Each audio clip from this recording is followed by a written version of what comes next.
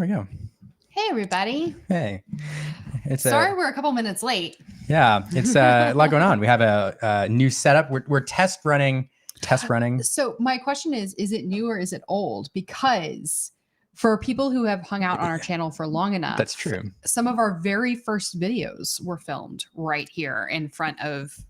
Was this in their background when we filmed those I don't know. videos? Maybe. Anyway, Different. so it's like we're blast from the pasting tonight. Yeah, I think I had a Captain America poster up, but better camera. Better camera, better lighting. It's still not great, but better. I mean, yeah. Actually, the camera's legit. Honestly, yeah. I have a feeling I'm not maximizing its potential though. So we are we're breaking habits because we used to stream off of the laptop, which is here, and so unfortunately, Liam and I might go into old habits of looking at the laptop rather than looking at our new monitors. So thanks everybody for bearing with us this week. But you grow, you learn, you live, all that. Hey, so. It's Thanksgiving week for those of us in the US. Yeah, if you're in the chat here tonight, chatting with us live, as always, feel free to ask any questions of our guests, but also let us know what you're thankful for in the Lorcana world. Oh, I was going to say, let us know what you're eating this week. Or that too.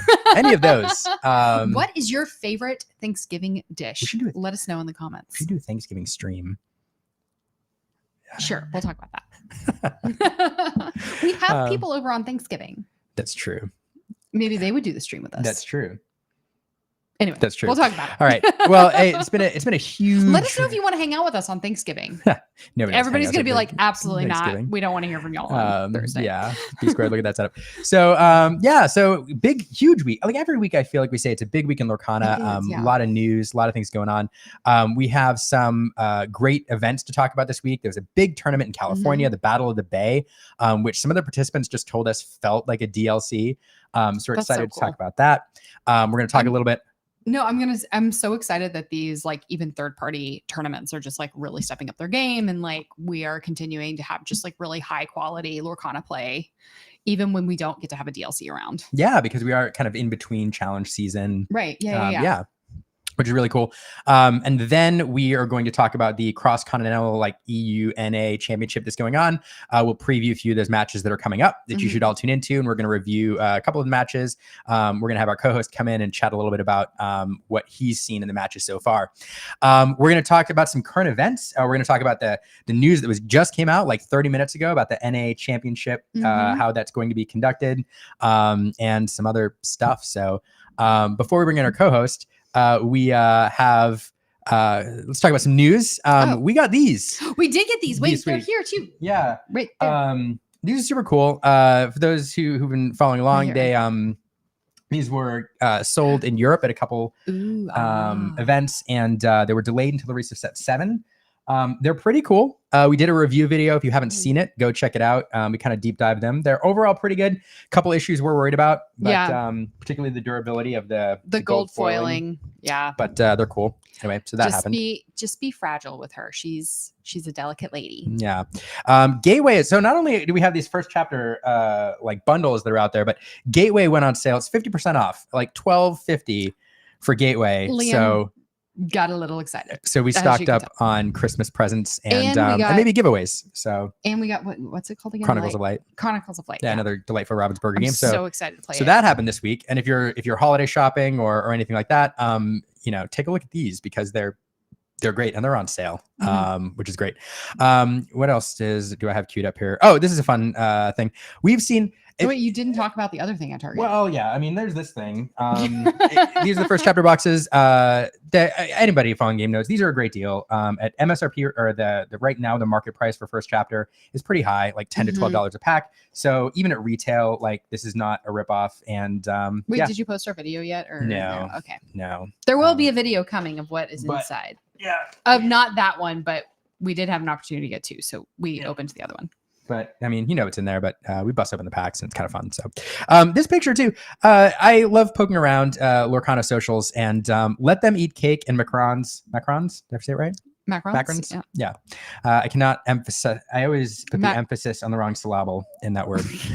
It's like an American thing to say macaroons. They're Yeah. not macaroons. They're macarons. But like every other set, it seems whoever runs this bakery posts pictures of the treats they make for their local game store to celebrate set release. This is the Azurite Sea Cake, and then little cake pops Wait, where that is look this like game? popsicles. Where is this bakery? I gotta look up where it is. And why but have we not gone yet? Let them eat cake and macarons. So I just love these, and I kind of want to celebrate what the Lorcana community is doing out there, and this is super cool. So, yeah. Anyway, your road trip, your Breezy says, yeah, road Breezy, trip let to, us know. We'll be there. Yeah, I like this setup. This feels so professional. I know. I just gotta get I'm at a news desk. So we have a monitor above too. So that's like, if you see us looking up, that's what we're looking at. So it's just, I'm trying to figure out like, where are my eyes supposed to go? I don't quite. Right there. I know, but then I can't see what we're looking at. I'm going to put a smiley face on the camera. You know what? Oh, wait. It's like, that show about Julia Childs we watched, they would put little things on top of the camera so that she would remember to look at the cameras. Yeah. So we're going to do that. Okay. We're pretty much Julia Child. All right. We're basically Julia Child. With that, let's get into the show. We have some guests we're excited to talk to, but first, we're going to welcome in our co-host for the week. It's going to be a new favorite. I'm just bringing him right in. I know. Logan, I love having you on the show. Yeah, I love being on the show. It's very exciting anytime I get to talk to both of you guys, honestly. Thanks for hosting with us. Thank you. Thanks for having me in general. Honestly, I feel so honored every time I get to just be here. So thank you. It's great. Your commentary is always great, and you're just fun to hang out with. Yeah. I was looking at some stats. We like to just invite people we like hanging out with on Monday. That's true. That's true. Yeah. So it's Logan, it's your third appearance I'm getting from Stephen Gettle, our stats keeper. And we're gonna be up to I really almost need to make 300 guests total here. We're at 292. So almost 300 guests, 144 unique guests. Actually, with our three, we're up to close to 150 unique guests with our three folks joining us later. So I was about to say, I feel like that happened fast. I feel like we just hit 100 guests. Yeah, we're just having a lot of different people. A lot of new people. I guess with DLC season, we've had like a lot of, and having all the champions on in like one stream, that helped us. So. Well, like it's also, you guys are just popular in general, and everybody wants to be in the conversation with the Illumineers. So I don't know about that. I appreciate it, but it took everything within me not to start singing popular. From Wicked, because it is the week. Everybody, I don't know if anybody else in the chat is a theater nerd. It's in the zeitgeist. I'm a theater nerd. So I'm so excited about the movie. I haven't seen the new movie. Is the new movie released officially? Yes, it came out on Friday. Okay, I haven't had a chance to go see it, but I am excited to actually go see it. I want to see how different it is from the stage play, if they did it justice the way I hope they did. From all the sales and stuff, they're saying that it's, fantastic. It had some great opening weekend stats, so we'd love to see that from something that possibly could have been botched. Yeah. Oh, for sure. It's so easily to mess that up. I'm like, Liam is so sweet. He even told me this weekend, and I didn't take him up on it. He's like, I will watch our daughter and you just go see Wicked. Like, cause the theater kid in me just needs it so badly. So anyway, yeah.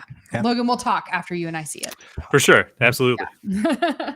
Do you want to be popular? Yeah, I don't know. I appreciate that. I do feel like, there's more and more content creators jumping into the space, and I don't know. So, and there's a lot of people a lot better than us at this. So every time people still join us, I get excited. I know, it's really an honor. Glumineers. So thanks to everybody for joining us. So let's talk about some Lorcana. Logan, how is before we jump? We were talking about Lorcana this week, not Wicked. Right. Oh, dang. Well, Wicked's not the focus. Oh my. Yeah, Lorcana's wicked cool. Liam's from Maine, everybody. It's true. So Logan, how is in the realm of Lorcana? How is your week?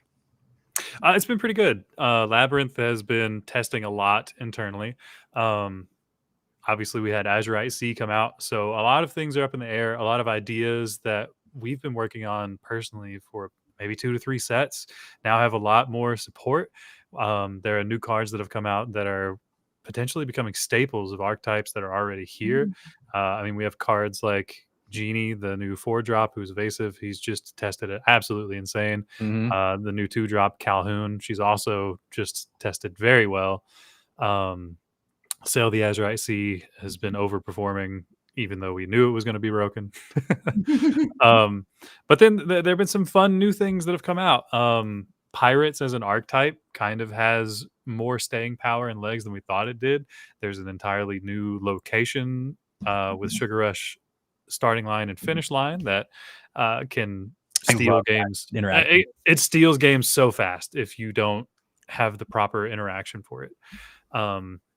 And then, the deck that's closest to my heart, Emerald Amethyst, got one of the best cards in the set, I think, in Go-Go Tamago. She's absolutely a house and does everything you wanted to do and more. So, yeah, it's been really fun to just dive into Azurite Sea in general. And on top of that, we've had the LCCC stuff going on. Mm-hmm. And 3 Labyrinth members are in it, so we've been helping them test for that and just be as prepared as possible. Yeah, That's awesome. I'm really excited to talk about that later, because it's a really cool event, and gosh, seeing Lab, a lot of people we love like competing, and that's really cool. Mm-hmm. Actually, like 75% of the people in that tournament we've met and talked to, so it's really cool just seeing That all is these actually really weird. yeah, all these really cool people playing. And we need to make that 100%. Yeah, we're gonna work on that.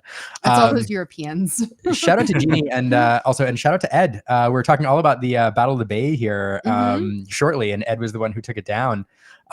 So yeah, I actually have his deck list up, and we'll talk about that in a little bit. Ed, shoot me a note if you want to jump on for a few minutes later on to talk your deck list. More than happy. Ed being one of, if not, watch.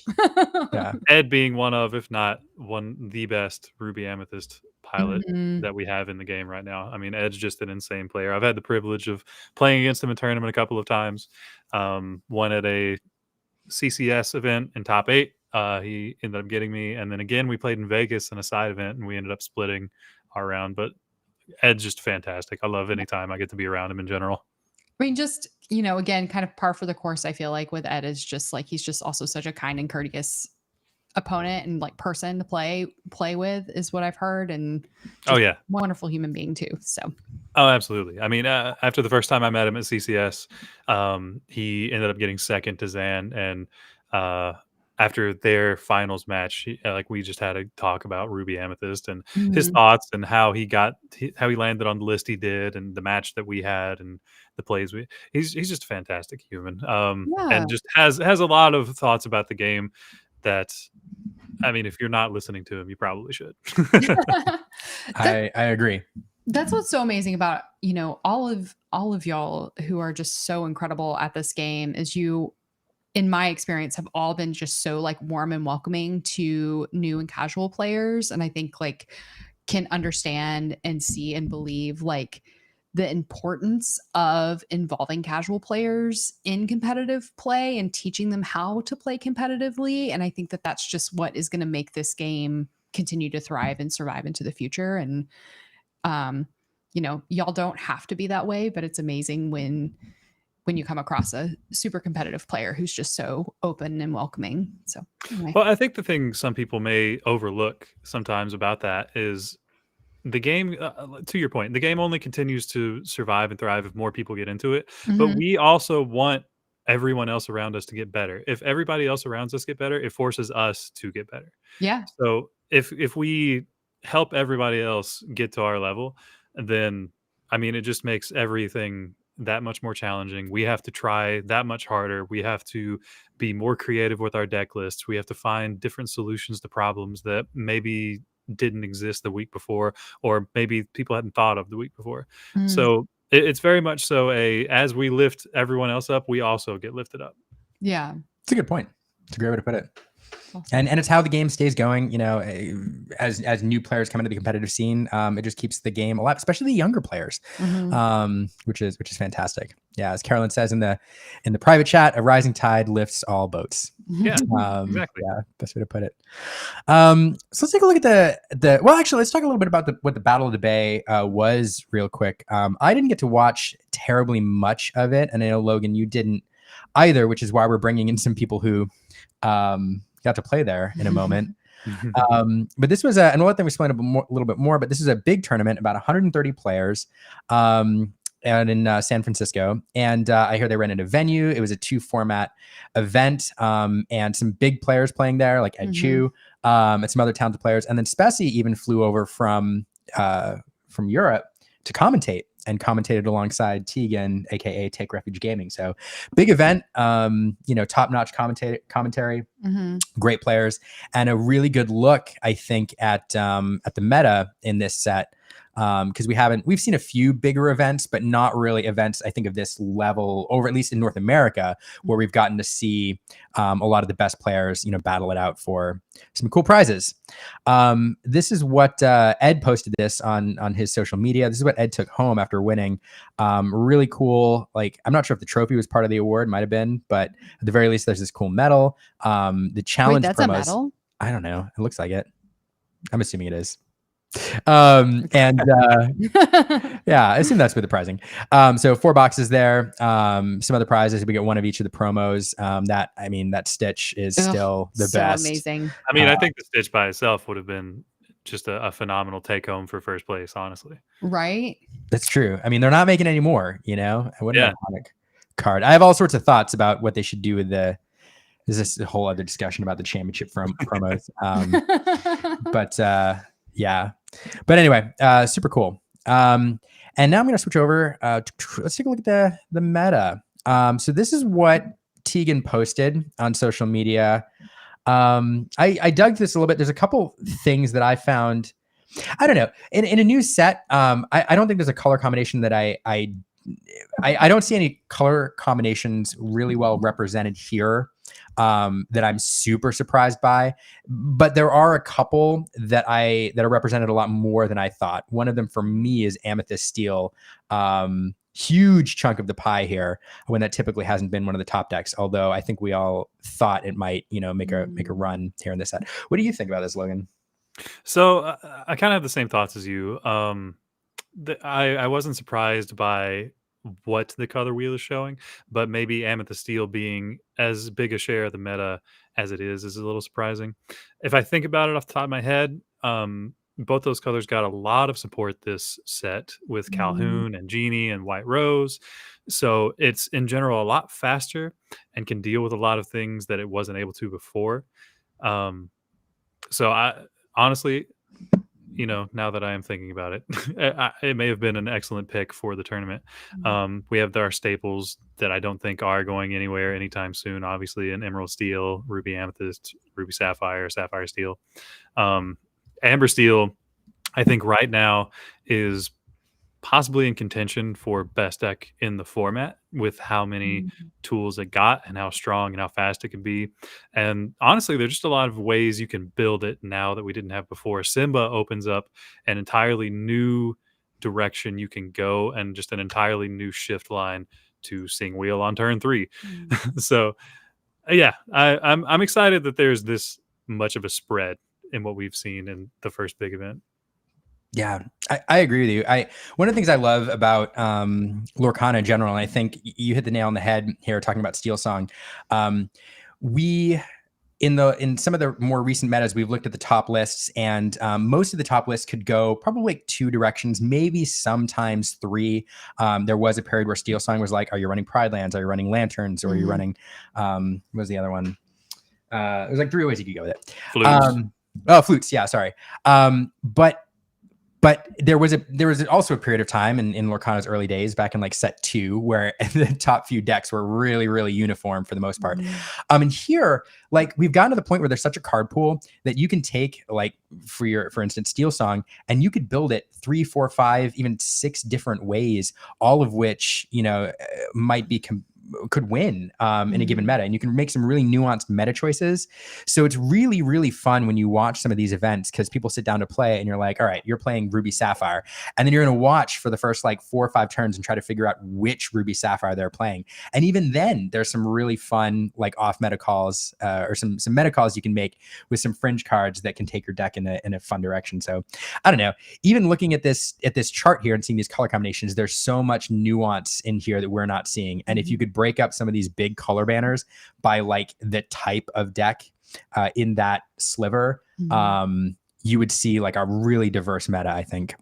No, I absolutely agree. I mean, you can just take I went to a small 32-man event this weekend at a local game store called Fabricators Forge. And I played against 2 two Amber Steel decks. The first one was more traditional, had your classic wheel song package with Naveen, but was running Calhouns. And the second one was completely different. They were on Daisy Duck and Piglet, the new Calhoun, and was just really trying to go fast and play out Docs as be their to be their. I'm going to replenish my hand with this and Rapunzel. So every deck, to your point, has those directions they can go. Even Ruby Amethyst now, with the inclusion of Maui Half Shark, can go into a completely different just actions matter. And it also is something that beefs up the thing that we saw coming out in Seattle, which was the Ruby Amethyst just burn deck that was running Gathering Knowledge and Wisdom and locations. And now you have Maui Half Shark that can just buy back those instant lore gains. So yeah, I for sure think that if you broke up these things and we actually looked at the list, we'd see a lot of diversity and a lot of people that are not on the same 60 at all. Yeah. We have people in the chat here like agreeing with us, pointing out that they have aggro, mid-range combo, Jafar, Mill, so much in purple steel, amethyst steel in that color combination. So even that is deceiving, and there's just a ton of different ways you can take it. Very cool. So I'm gonna look at the top 8 real quick, and then we'll bring in our next series of guests to talk about their performance. But so out of that diverse meta, this is what the top 8 looked like. 2 Steel Song, Ruby Amethyst, and another 2 Amethyst Steel there performing really well. I do think we see some of these challenges in other events, and we see this diverse meta. And then sometimes we see the top 8 and it's like the usual play. Yeah, exactly. 50-50. It's right? Like, oh, okay. and you're like, good try, Lemon Lime. Like you almost made it. But here we do have Amethyst Steel breaking in, just high representation as Amber Steel and Ruby Amethyst. Although I think I haven't done the conversion rates, but that's probably pretty close to the representation it had in the main event. Emerald Steel, one of the darlings of the end of last meta, with only one deck cracking the top 8 here. And then Emerald Amethyst there. I know a deck that we're both very passionate about, Logan. Yes, absolutely. I love seeing Emerald Amethyst succeed because it makes me believe that I can just actually just play it and believe that it'll be good enough and not tier 2 anymore. That could be me. It's a hard deck to play, I think, if you're not used to playing it. Mid-range, I think, is, out of all the archetypes, is probably one of the more difficult to play. And so, I don't know. I'm wondering if given a little bit of time when people move into it again, if we'll see the conversion rates pick up. But the hardest part about Emerald Amethyst right now is it is very much so a toolbox color combination. You have a lot of things that you can put in it, but what's correct? And if you do put in the right things, did you make the right call for the weekend? That's the hardest thing about it. It has a lot of powerful things it can do. It's 2 of the strongest ink colors in the game. It's just, what is the correct option for the event you're going to? And to your point, talking about the Emerald Steel, it's everybody now has 3 or 4 ways that they can just take out a Diablo. Yeah. So it's a lot harder consistently for Emerald Steel to do the thing it wants to do, because everybody in their deck has 5 to 8 ways to just out a Diablo on turn 3, turn 4. So I'm not surprised to only see 1 come through, especially with all the new answers we have. Yeah. No, it's awesome. Anything in the top 8 here? Nothing really surprises me. Any surprises for you? No, nothing surprising. I'm gonna have to, on my own, look at these deck lists and see what made it. Just to see what flavor of Amethyst Steel we're looking at, to see what flavor of Ruby Amethyst we're looking at. I did look at Ed's list, just because Ed is Ed won. So I was like, okay, what was he doing? And he had a couple of interesting choices that I was surprised made the cut. But obviously he made the right decision for the weekend. Yeah, hold that thought. We will get to that list here shortly. Okay. With that, I am going to welcome in just a second. We're getting the camera set up in the green room. We have one more guest to really familiarize us with this tournament and talk about what they were doing. I'm waiting for the camera to get set up in there in the green room. I think they're ready. You think they're ready? All right. Yeah. All right. So really excited to welcome in one of the commentators for this weekend's event out there in Battle of the Bay. And someone I'm really excited to ask about, just what their impressions were of the whole event. But I'm excited to welcome Tegan, aka Take Refuge Gaming, joining us from your LGS, right? Oh no. Oh no.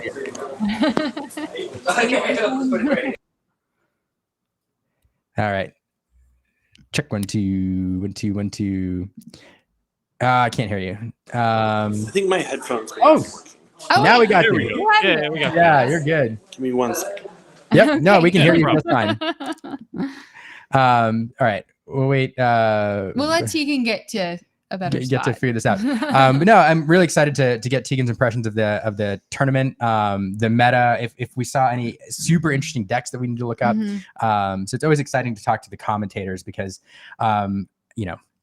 speaking from a little bit of experience, the commentators are really plugged in. Not only do they get to watch all of the matches, but you're kind of monitoring the whole event to see who the interesting players are, what the interesting matchups are, what the interesting decks are, to try to pull the right ones. And so you're kind of just plugged in like really, really well. Yeah. So it's always fun to get their perspective on a tournament. So Tegan, how you doing? Can you hear us?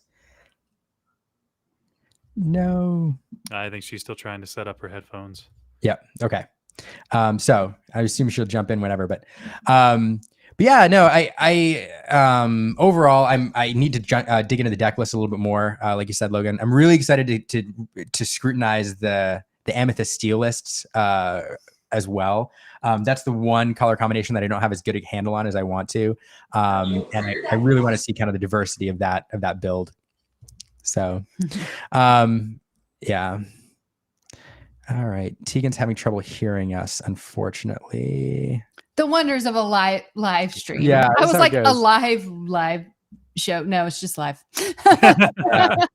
So it's really fun for those who are watching and We're not getting listening. a tour of Tegan's LGS. Yeah, so this is fun. I know some folks. Wow, that's a huge store. Yeah, I know that's some like folks. a lot bigger than what I would imagine your average LGS. Yeah, look at I all those went- names. Wait, is Tegan at Mox? No, I don't think so. That's huge. Are I you sure know. that's not Mox? Yeah, I don't know. Okay. Well, we'll ask. So I know some people, I was going to say, like, listen to this as like a podcast and don't get to see the visuals. But for those who are watching, we're getting a full tour there of the game store. Tegan's joining us from her LGS, where she's actually running an organized play tonight. So she's taking a break in between and chatting with us for a minute. So hopefully we get Tegan online in a little bit. Before that, let's bring on a couple other folks. We'll take a break and go to Tegan. Let's see. We're gonna try this. Yeah, no. Yeah, we're watching the green room. So for those who've never used this platform, we're watching the green room right now and watching cameras like come on and off and seeing if we can like when people are ready to go. So, Which one was that? Maybe not. Yep. Okay. How are we looking, Maybe? Tegan? Hey, I can hear you now. Hey! I just Hey! went to my I went to my iPod instead of the mic setup I had. Oh. Okay. Well, I was gonna say we got quite the tour of your LGS, and it is massive. That looks like an It incredible is super store. big. I'm at Games of Berkeley here in Berkeley, California. It's a really great store. It's a big board game store. They've got a playroom in the back. They've got multiple rooms for Warhammer and big like wargaming, as well as a bunch of gaming tables. We have a little bit of a small turnout tonight, only 8 players, but people are probably pretty gassed from yesterday. Can imagine. I believe it. Yeah. I want to go to your LGS. Yeah, it's on the list. It's awesome. It's on the list. Next Battle of the Bay, invite us out. Like we want to come. 100%. So speaking of that, what can you? I tried to explain it a little bit, from everything I was reading and watching and watching some of the coverage. But what were you all doing out there? What was this tournament like? Yeah, so let me. I'll try to take a step back and like talk about the concept for it. I went to 3 DLCs this year. I went to Chicago, Las Vegas, and Seattle, and I had a great time. This is my first TCG, so I just kind of like dove in head first. The best I did was like 336th place in Vegas. Felt Pretty good. pretty proud about that, top 18%. And there's a lot of people that play with us every day here at the LGSs who kind of don't get that big event experience. Mm. And there are other kind of big events that have happened, more community events. Charlie's has a big event every set. But there really hasn't been much third-party community events run on the West Coast. True. Um, Sometimes some of the LGSs will have like a case tourney or something like that. It gets maybe 40, 50 people. But I was like, there's no reason we can't have something that's a little bit bigger. Mm. Um, Additionally, my wife and I both play Lorcana, and we both got into it here, right at the beginning. And my wife, doesn't come from card games. Of course, I don't either, but she comes from Disney, right? Like she's a Disney person. We have parks annual passes, and so we go, and for her it's about like the Disney magic and like the fun of playing the game and playing with other people, and she doesn't enjoy the hyper competitive atmosphere. So I started to think of like, well, why can't we really have both, right? Like why can't we try to create an event that like rewards both? And so our idea for this was to kind of create that, to try to have, the competitive event, but also reward, um, groups of players. And so the idea kind of became, well, what if it was like a store showdown and people would come and would compete for their LGS and earn points for their LGS and rep their LGS. And then we would award like a store championship at the end. And so one team or like one store would walk away with the trophy, and then it could kind of become this like bragging rights thing that people would come and compete for the next time, and really kind of like show up, because then what matters is like not the best player on your team. What matters is every player on your team, right? Like, did you get one more win? Did you get 3 more points for your team? And that's encouragement to like come and play and stay for the entire event.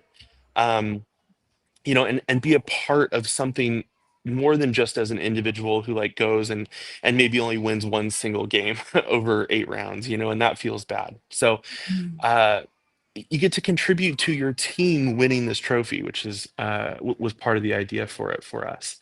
And it was really great. It was really successful. I was talking to someone yesterday who is part of the luxury team, Mhm. their competitive team, and he was telling me that like what was so cool about the event for him was like, yeah, there was this competitive atmosphere, and there were top tier players that were playing, but there was also kind of this hometown feel. And like at the end, we awarded champion mats to everyone who came in the bottom 3 spaces. So um, the Mirabelle champion mat, the Stitch champion mat, and the Ursula champion mat.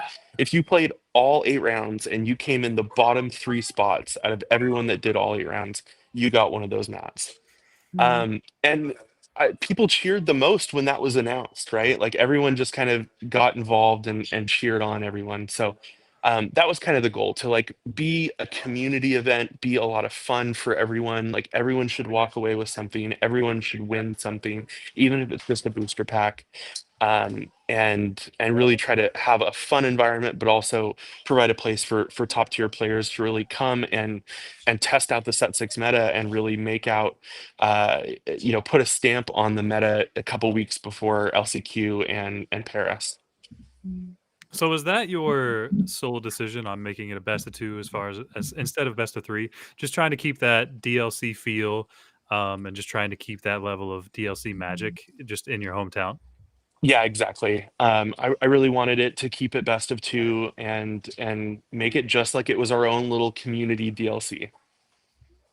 That's awesome. That's so amazing. I one of the things I love, everything you said is amazing. And the people trying to make the jump into competitive play like DLCs, etc. One of the only ways you get better is by playing some of the best players. So your concept of making it a competitive event with serious prizing and bringing people like Ed Chu in to compete to win, while also bringing in people is really, really cool because Mhm. you're bringing those people together and you're allowing people to grow and improve their skills competing against the best players. I love Yeah. it. Yeah, there was a player. She's connected with me on social media, Marilyn. She ended up in 12th place playing Ruby Amethyst, and her only O2 loss the entire day was against Ed. And and if you listen to her interview, she came on with Spessy and talked about it. And you know, she said she was like shaking and she was like going to drop out of the tournament. And her Oh husband my was God. like, "No, you go in there and you do your best and you play Ed and you do your best." And she went in and she did her best and that was her only loss. You Mhm. know, she went 2-0. I think she had three 2-0s and then the one loss and then four ties. And you know, just super happy with her result and with seeing her. We had a number of women kind of up in the top tables for a lot of the day. There's a lot of really diverse competition, you know, not just identity wise, but also deck wise. It was really great. Yeah, Yep. that's something that I've seen a lot of DLCs as well. There are a lot of not just women, but also smaller kids who sometimes Mhm. have a new TCG experience, and they'll sit down and like you can tell they're nervous and maybe haven't had this type of competition area that they're in. But in Atlanta specifically, I started the day off with 4 2-0s, and there was maybe she was couldn't have been more than 8 years old, like 2 tables down from me, and was just killing it and just doing Mhm. well, getting the matchup lottery she needed. And I think that's something that you don't see in other card games. And I Mhm. especially don't think, as far as a community, that's not something other card games really try to welcome and push as much as Lorcana does. Yeah. That's Yeah. one of the things I love about this game is like the game is so approachable and so easy to pick up, but then there's this incredible depth to it too, right? Mhm. Um, we have a kid who plays here regularly with us at this store, River, and he was kind of a part of our bigger group in Seattle. He ended up with like 33 points in Seattle. That's Like so good. just killed it. He was playing hyper aggro, was playing red purple. And you know, he understands the lines, he understands the moments, and he ruined a couple of red blue players' days, but uh, it happens. There's Yeah. the same thing with that girl for me in Atlanta. She was playing Amber Amethyst Hyper Aggro, and for just 3 rounds, she played into Ruby Sapphire and just destroyed them. Like it wasn't even close. And it was just awesome to see because as she was winning, she was just smiling and having a great time, and their opponents were just like, this happens to me occasionally. This Yeah. sometimes you run into the 8-year-old that's actually having a good time. Yeah. We do the occasional stream with a bunch of younger players to try to Mhm. inspire other young players to get in the game. And on our very first one, we were asking them about how intimidating it is playing adults at some of these events. Mhm. And I forget which one said, might have been Riley, was like, no, like it is fun crushing adults. It is so fun. And we're like, right, that's Cool. a good Whatever point. does it That's for a you. good point. So anyway, it's super fun. What was, so you got to commentate, alongside Spessy. What did you see like meta wise at the event? Anything that surprised you, or was it generally what you expected? I think the big surprise was Amethyst Steel. You know, I think we knew that the genie was going to be impactful and kind of you know, be a purple card that was going to become a staple and become an impactful card. But I think uh, I certainly underestimated the way that it would be used to kind of bring that deck into true competition. That deck was so good. It showed up, you know, 13% of the meta share was Amethyst Steel, and there were varieties of decks. There was more mid-range decks. There was more aggressive decks.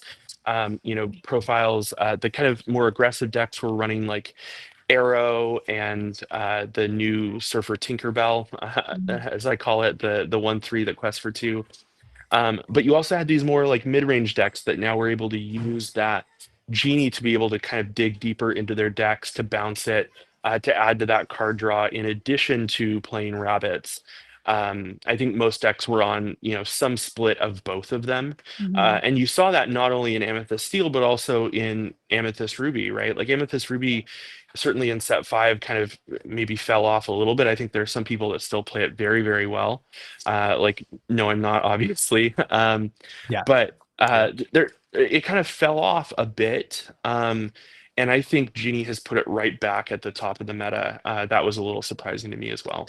Mm.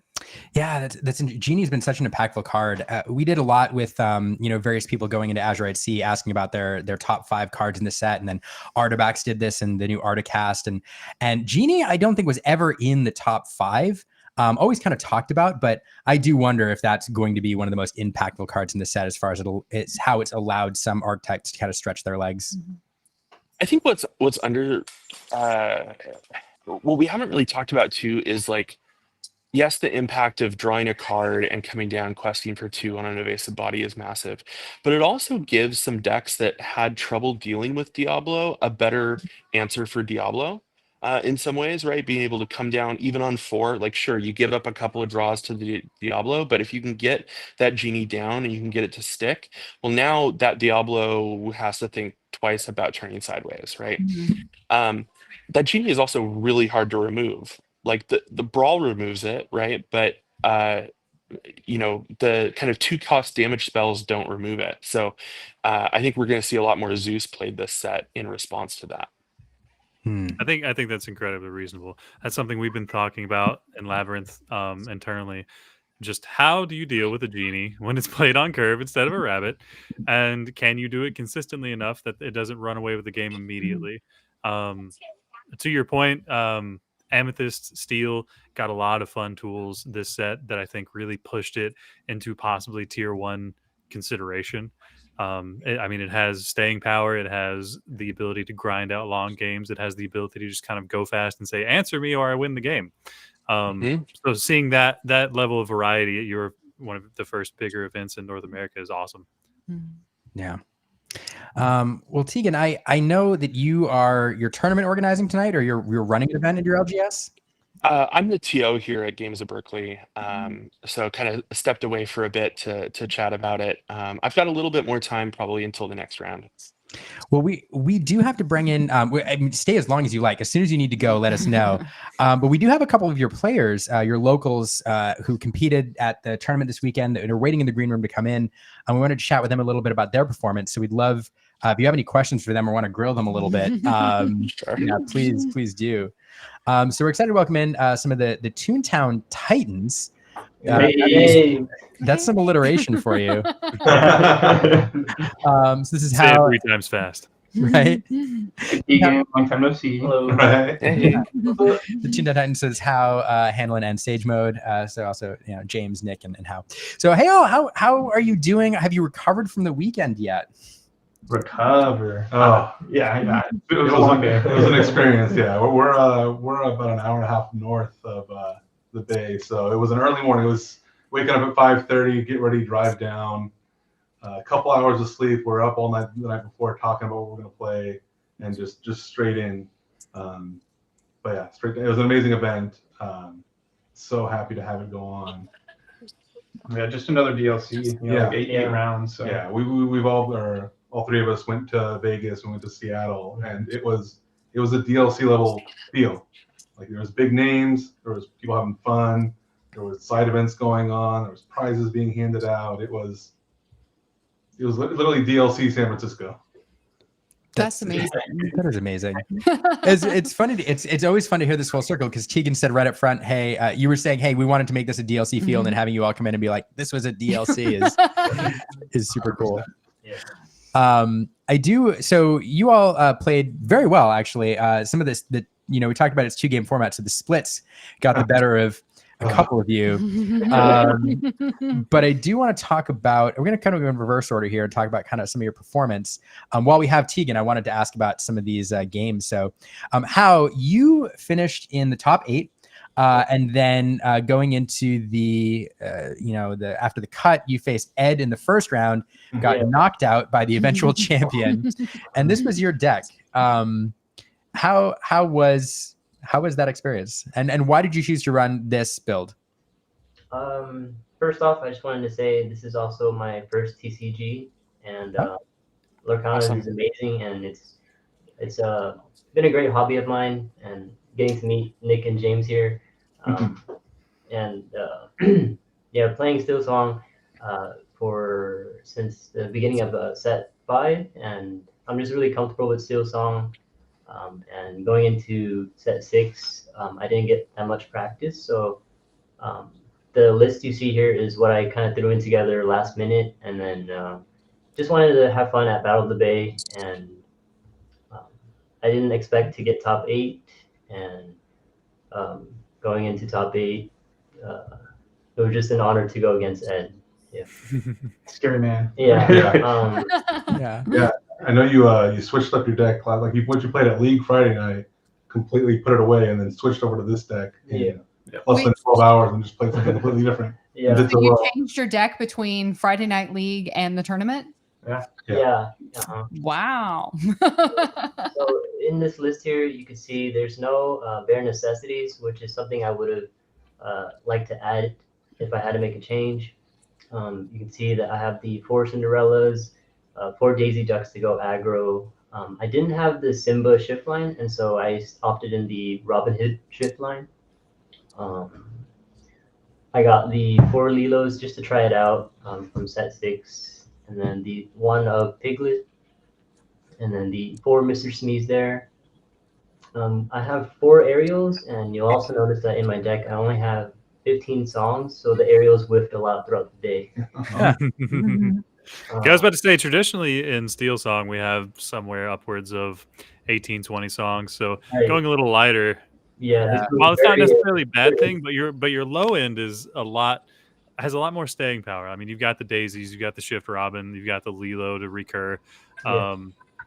So I mean, and now the Pluto, which is in all of our testing has been an absolute house. Pluto has been a problem consistently. He gets tons of Rapunzel value. Exactly. So I mean, from whatever changes you made to what you ran, I think you made a really good meta choice. Thank you. What is it? So this is your first TCG, and I always think it's so incredible when I hear that this is people's first TCG, and then you go to this highly competitive event only to be knocked out by the Ed Chu. Like what? How did you? Can you talk briefly about like your journey and how did you get to the point where over the course of 1 year, getting introduced to a TCG and getting to this level competitively? Yeah. For sure. So it is my first TCG, but except for like card games, if I had to talk about like other backgrounds, I did play Hearthstone for a few years when it first came out. And so a friend of mine said, "Oh, you should play Lorcana. It's pretty similar to Hearthstone." And then I tried Lorcana and I just fell in love with it.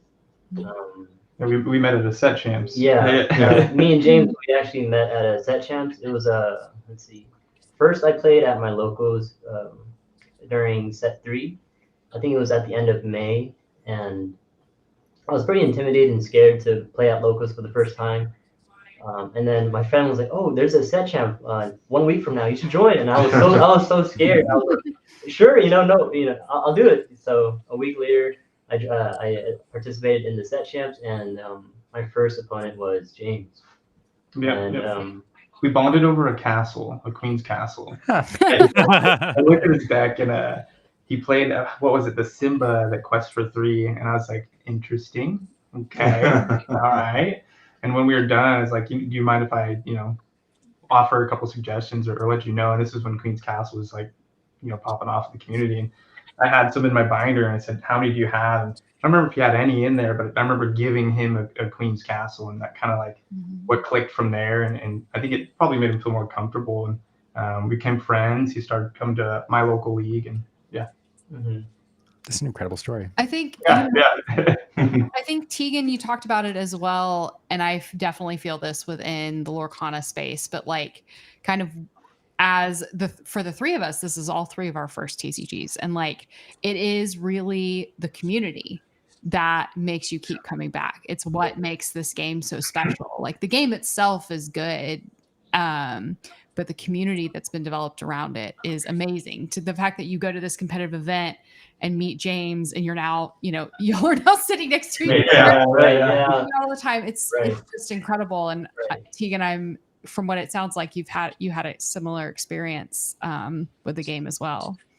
Yeah, I mean, 100%, right? Like I went to my first LGS to play this game at a starter deck tournament for Floodborne, and I sat down and like didn't know what I was doing. I mean, I knew the basic rules of the game, but like, was not playing particularly well. I was nervous. I felt like I was sweating, right? Like, and just everyone I played against was so nice and so sweet and like, really awesome, not intimidating, not a jerk about anything. And I think, playing this game at the LGS level is really at the, kind of weekly basis, right? Like it's great to play in these big events and these DLCs, but I love to play weekly, with people. I've developed friendships with people that I had never met before, this game, and now they're really good friends of mine, and I hang out with them on the weekends and just jam games, and that's it's really incredible. And I think, Jesvian said something when we kicked off the event of like, we're playing a Mickey Mouse card game. Like, Yeah. let's all like lighten up a little bit. Let's have some fun. Like, let's play the game well. Let's, make good plays. But we're playing a Mickey Mouse card game. So let's all smile. Let's laugh a little bit. Let's, appreciate that fact. That's true. You inspired me to bring Hey forward here and remind us that this is the type of game we're playing here. Where we play around Stuffed chicken and on our shoulder table. buddies here. Oh, look, Stitch, taste it. Don't match your hey with a Stitch. So let's real quick before I move on to the next deck list. Tegan, you got to, I assume, watch How play a little bit. I don't know if you got to see the Ed match with How. What do you think about this deck list and how it performed? I caught a little peek of that match. I think that match went pretty long. It was like one of the last matches going in the top 8. I think it was the last one. So this list is definitely really good. I'm curious how the Lilos were for you. I was watching one of the other feature matches in one of the kind of later rounds with Marilyn and Megan. And I think Megan had a couple of chances to play the Lilo, but it's a difficult decision. Steel Song doesn't have like a surplus of ink. It's usually playing pretty tight with like 5-6 ink most of the game. So I think it seems like to me that there would be a lot of tough decisions about, do you play the Lilo or not? Because if you play it, you may not have enough ink to play the Rapunzel that you might top deck. Any thoughts on that, on how that played out over the course of the tournament? Yeah, over the course of the tournament, most times I wouldn't really want to play Lilo early on in the game. In my personal experience, it felt better to play Lilo later on in the game, and I kind of kept Lilo just in case I went up against like Ruby Sapphire, but throughout the tournament I didn't run into any Ruby Sapphires. Yeah, so and it's definitely a tough choice. I had to ink Lilo a couple of times, which I didn't really want to do, but I inked Lilo and played Mr. Smee instead to have a bigger stat on the board. Yeah. Oh, that's interesting. Yeah. So on that note, it seems like a good transition because we have another one of you played Steel Song list, but slightly different. I see Mufasa in there. I see Simba in there, or a couple of Simbas in there, Simba shift line. So why this choice to go this route? And Vanessa is another difference there. Bare Necessities. This is a very different list. So Hanlon, how do you think this worked out for you? You went 3-0-5, and why the differences? Mainly, I mean, I guess the two big differences here is the Simba package versus the Robin Hood package. One, I wanted to try new set 6 cards. Two, I'm a huge Lion King fan, so any chance, to throw Simba in there, I'm gonna try it at least once. And then a lot of the one-ofs, like the one of Simba, the one of Vanessa, things like that. I believe it's Frank K. Great player. I watched the video of him and DeCandio playing. I watched their feedback afterwards, and it kind of inspired me to think one-ofs are okay. Usually I'm kind of like tight 4-ofs. Like if there's a 3 of them in my deck, something's wrong. But it really inspired me to give it a try. I really liked the 2-drop Simba.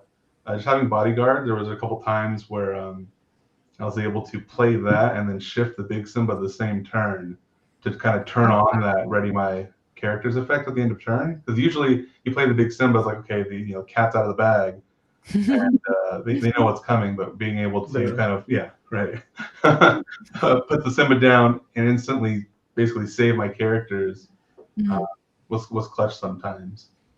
Yeah. So you mentioned Frank Karsten. For anybody watching who hasn't read it, Frank Karsten did a brilliant article on Steel Song a little while ago, and it's a couple sets old now. I think it's at least one set old. So the cards have changed out a lot, but the way he thinks about deck building is built into that article. And it's a great read. And one of the things you said about the 1-ups being okay, he highlights in the article, and I'm sure in the interview that you watched. Actually, the article's two. I think it came after Ursula. Yeah, it came after. It was after Ursula's Revenge. Okay, so it's a little. Wait, can we just take a minute? Like, can I just have a high five that I got that it was after Yeah, Ursula? I never know that sort of stuff in this relationship. But I'm so proud of myself. But what I was going to say is, like, a lot of it's about curve for Frank. Frank is a very mathematical person and looks at the probability of drawing cards, down to the decimal place. And for him, including the 1-ups and 2-ups, a lot of it's about curve and making sure that, so there's some odd cards in the deck that aren't in there because necessarily the card is like the right card for the build, but because he wants to make sure his curve is perfect. And so it's a great article to read, and I'm glad you mentioned it. Brilliant player. Yeah, absolutely. I remember reading it over and over again. Like on the way, we drove down to Vegas from Northern California. I don't know if we would do that again.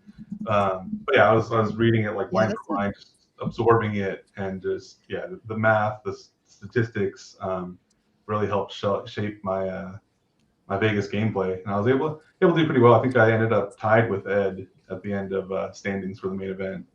Yeah. Okay. It's pretty good. Yeah, 3-0-5, a lot of draws, a lot of splits rather, but close to top cut. Just needed to squeak out another game or two. I do want to mention. I do want to move on real quick because we have a couple other things to get to, but I do want to mention the other deck list here because this one went. James, you went 1-0-7. We don't talk about Bruno. It's not a list, but good city, but probably one of the spicier lists. It's really fun. It's a good time.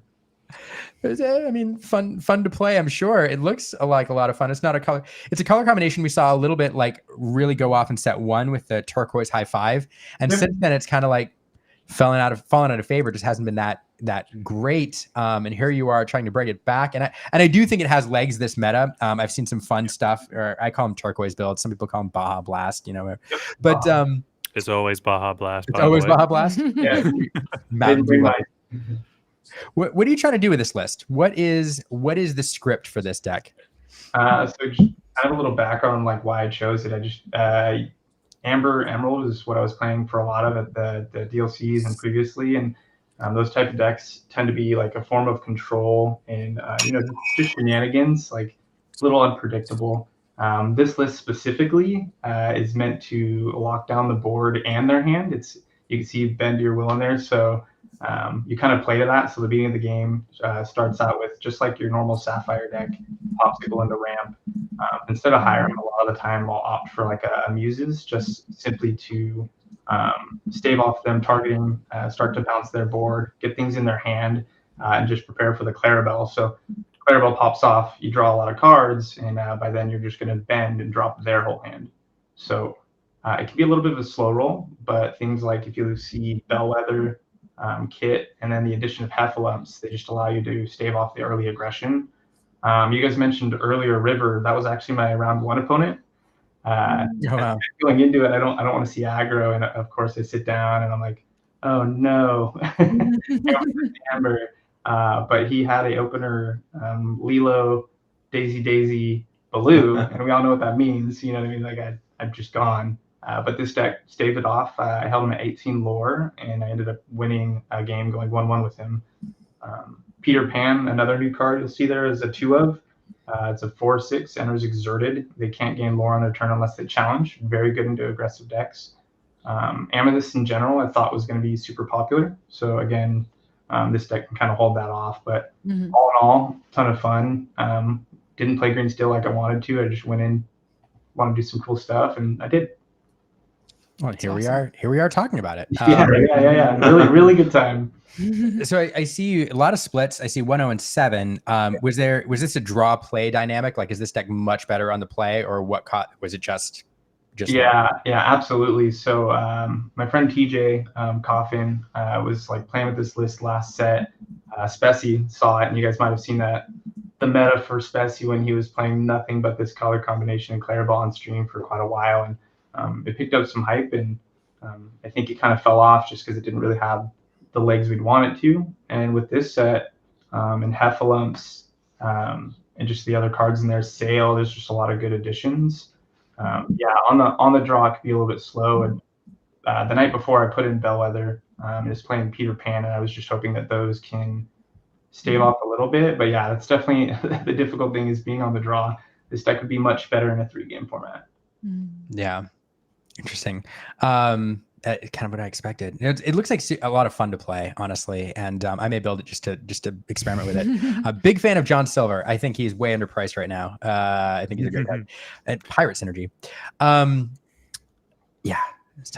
friend earlier, it's funny. He said I was watching. I was on one of the stream games that Speci cast, and he was watching it earlier, and he goes, "I saw John Silver." What? And I was like, "What do you mean?" He's a good card. Gives record. Big body.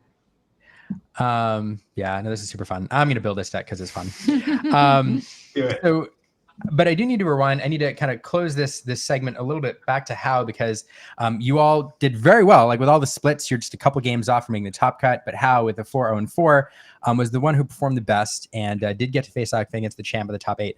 How, just revisiting that match one more time. What was that like facing down Ed, a DLC championship winner? And if you could say something to him right now, what would you say? I 2-0'd Ed mentally before the match. And then we played the match, and then I got 2-0'd. It's an honor to play against Ed. It was really scary, honestly. He's beaten all of us. Yeah, we've all played Ed at least once in a set champ or a major tournament, and he's got us all. He's the Titan Slayer at the moment, but we're coming back for him.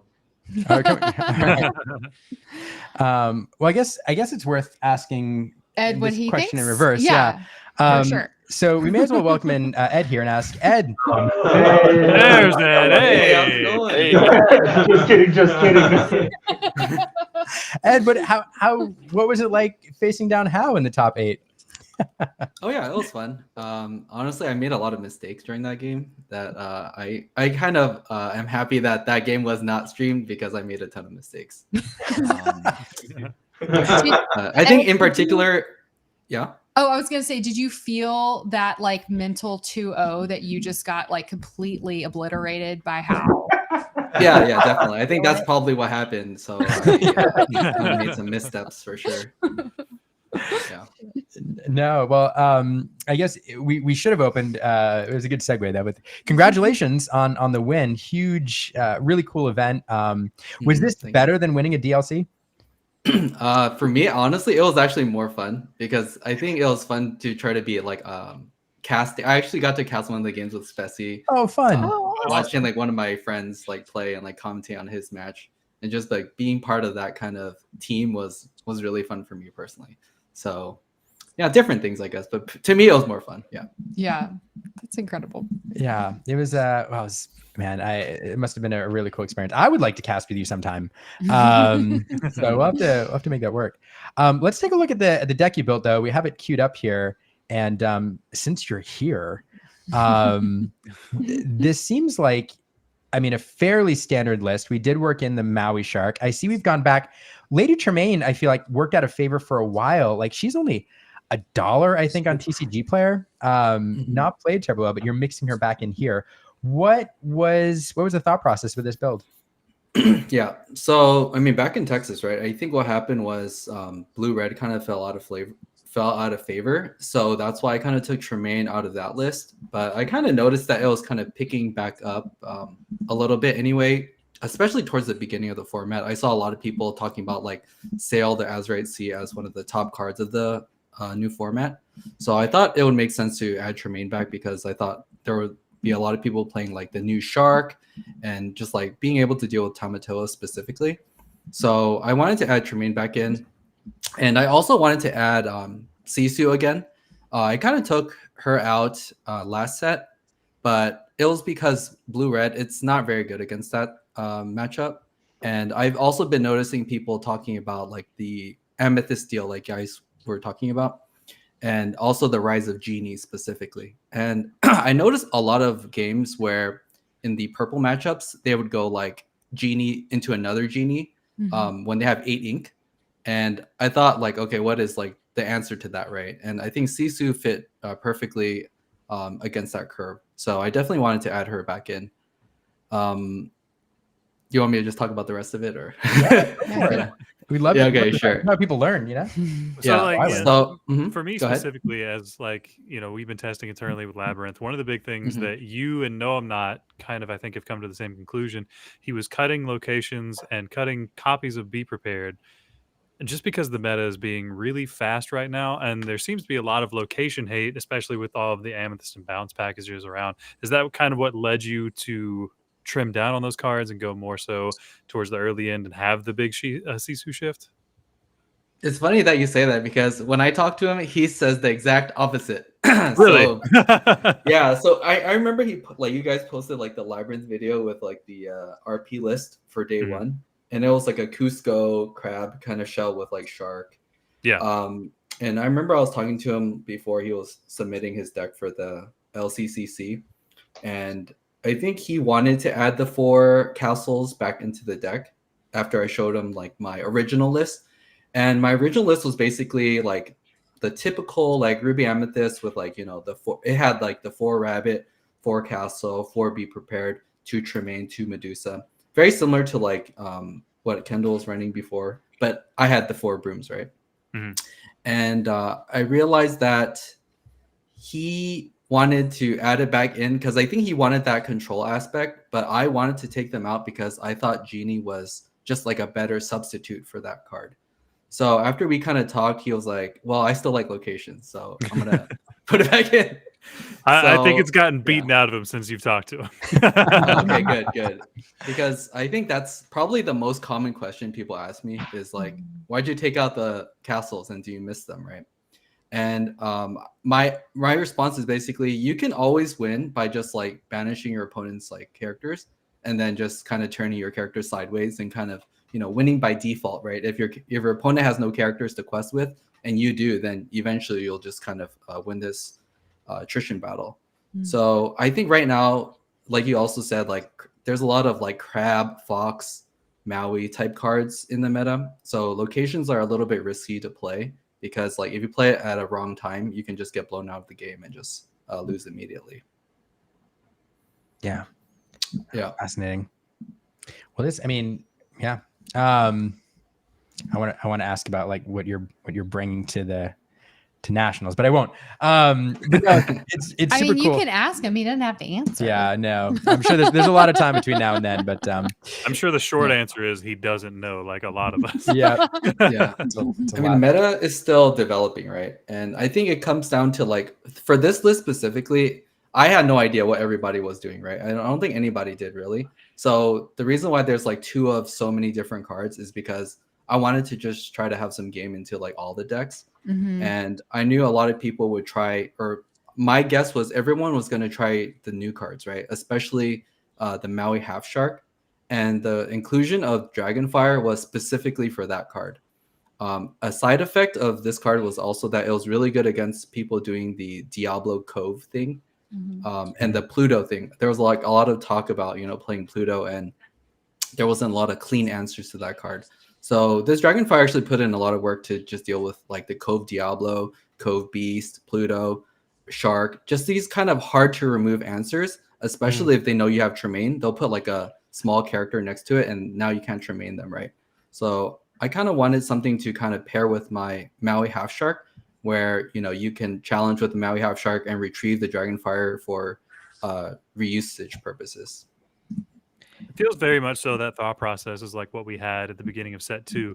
If you remember the first CCS 8K we had, Hummel and I put Dragonfire in the Ruby Amethyst for that event because we were thinking we were going to see a lot of Jim Hawkins, a lot of the little aggro guys that just normally didn't have a clean answer. So seeing the Dragonfire come back in, I'm like, I think we might be coming back to set 2, boys. This might be the mindset we need to have. Yeah, I mean, personally, if it wasn't for Half Shark, though, I actually wouldn't play this Dragonfire. I would actually just go back to more ladies. Like historically, I just love playing like Lady Tremaine and Madame Medusa, and like Be Prepared. Like at the CCS, I had like 4 of each, right? 4 Tremaine, 4 Medusa, 4 Be Prep, even 4 Maleficent Dragon, right? And I just love these kind of like I kill or banish one of your character style cards, and I think the Half Shark kind of does that in a way, right? If you're able to challenge something and get a Dragonfire, it's kind of like being able to remove, 2 threats with that same card. Yeah. Can you Ed, can you talk a little bit about the Elsa and the role of the Elsa in this deck? I've been thinking a lot about like the Amethyst Mirror, and I think I heard you talking a little bit about it either on stream or maybe off stream with someone on Saturday about how the genie kind of makes that Elsa even more important, because if they play genie, you can play Elsa and tap down their genie, hit it with your genie, and then clean it up with the Elsa. Yeah. And that seems super important, I think, with so many genies in the meta and Purple Steel, as well as like Emerald Amethyst can play that same package. Yeah, so it kind of reminds me of the mini Surfer War of like set 3 Ruby Amethyst, where it was like kind of like Mexican standoff, right? Like if you exert your mini, then it could get challenged by like a crab plus mini. So I think now it's even more favored for Elsa because you can force their genie to be tapped down, right? So I think like the most kind of blowout combination that you can do in the like Amethyst Mirror is I go turn 4 genie, you go turn 4 genie, and then I play Elsa on your genie and then challenge your genie with my Elsa and genie. Then I'm left with both of my characters and you lost your character. And usually the game just snowballs really quickly out of control from that spot, because usually I would play like a lady on turn 6 to remove whatever you played on turn 5, right? So I think it's actually very important in these kind of genie wars that you have like an Elsa to be able to combo with your genie, so your opponent doesn't do that to you and you don't have like a response to that. Fascinating. I'm gonna watch this this stream through a few times before I go play in a 1K in a few weeks. No, it's a great build. It's always interesting to see, some of the best players in particular color combinations, seeing what they're doing in those colors after a new set comes out. And there's certain people like, when I want to see what Ruby Sapphire is doing, I go watch Sailor for a little bit. When I want to see what Ruby Amethyst is doing, I turn into Ed Chu and No, I'm Not Kendall Burdett to see what that archetype is doing in a particular meta. So really fun to see you take it down. One thing I will note is if you're bringing back Dragonfire, Ed, I think the promo Dragonfires are probably underpriced right now because this thing. We'll get an enchanted Be Prep eventually. Yeah, right. We should. Yeah, we should. Super cool. I want to, before we say goodbye to our 3 other guests, I do want to ask what was it like facing down this list in the top 8? Man, I felt like I needed like 10 Zeus. The big Sisu and then the Elsa. I thought I could go wide, but Ed went wider. That's funny. So James, Nick, how any fantastic performance this weekend. I really appreciate you all joining us. Really fun looking at your lists. Any closing thoughts on the event before we let you all go? Just one more of them. It felt super homey, and is like a DLC, but like Tegan's point early on, it felt more like showing up with your fam and exactly playing out, having a good time. It's definitely inspired us. We've already been talking in our different Discord channels, like, okay, more like NorCal, we need to do something too. We're talking between the stores, so I'm sure we'll be talking to Tegan like, oh man, look for something coming in the next few months. I'll go ahead, Tegan. Hit me up. Like, I'm happy to help in whatever way I can. Yeah, this is truly inspired. So if Battle of the Bay is like store on store, and you're now talking about like a North Cal like championship and like South, we're gonna have like a Jets and Sharks thing before too long. We're like California's rolling down. That aspect so much. So Tegan, do y'all have plans to do this more than like once a year? What are you guys thinking for the future of this? Man, it's a good question.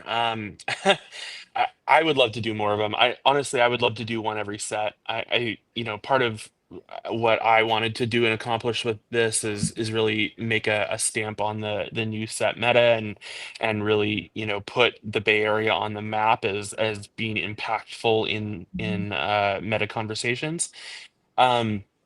So I would love to do it every set. I think the hard thing is, I TO at a store, I don't own a store, and so getting product to be able to prize out was a challenge.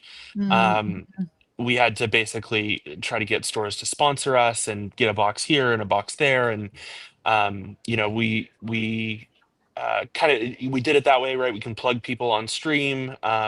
If people donated 2 boxes, we let them kind of vendor at the space, and then if people gave us an entire case, Ben, who's one of my the co-organizers for the event, Ben actually owns a video production company called Inertia Pictures. So he's actually the one that like ran the entire stream and set all of the stream Very stuff cool. up.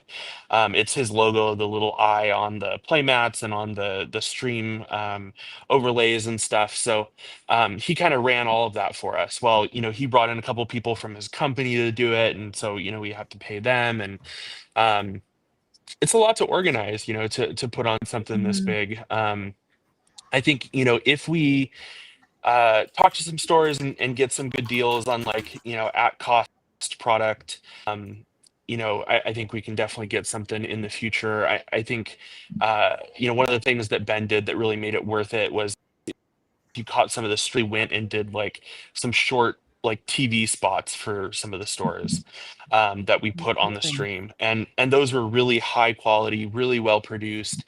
Games of Berkeley, Retro Edge, NorCal, TCG were all some of the stores that gave us for the in return. We gave them this kind of TV spot. Well, once they have the TV spot, what else can I to them to keep getting the brainstorming thinking about that get space that can hold 150 people for keep pretty in the Yeah. I can imagine. so parts about this process was we actually have my wife Jasmine through her mortgage central clamor ticket that would hold 100 and then through it and need to find another space and afford a bigger space, and if you know spaces and if you have hit me up because the barriers at a reasonable cheap cost. The entry cheap the product and Wow. Good support. Right, 2 boxes for second place, a box, and then one you prize to give for D3.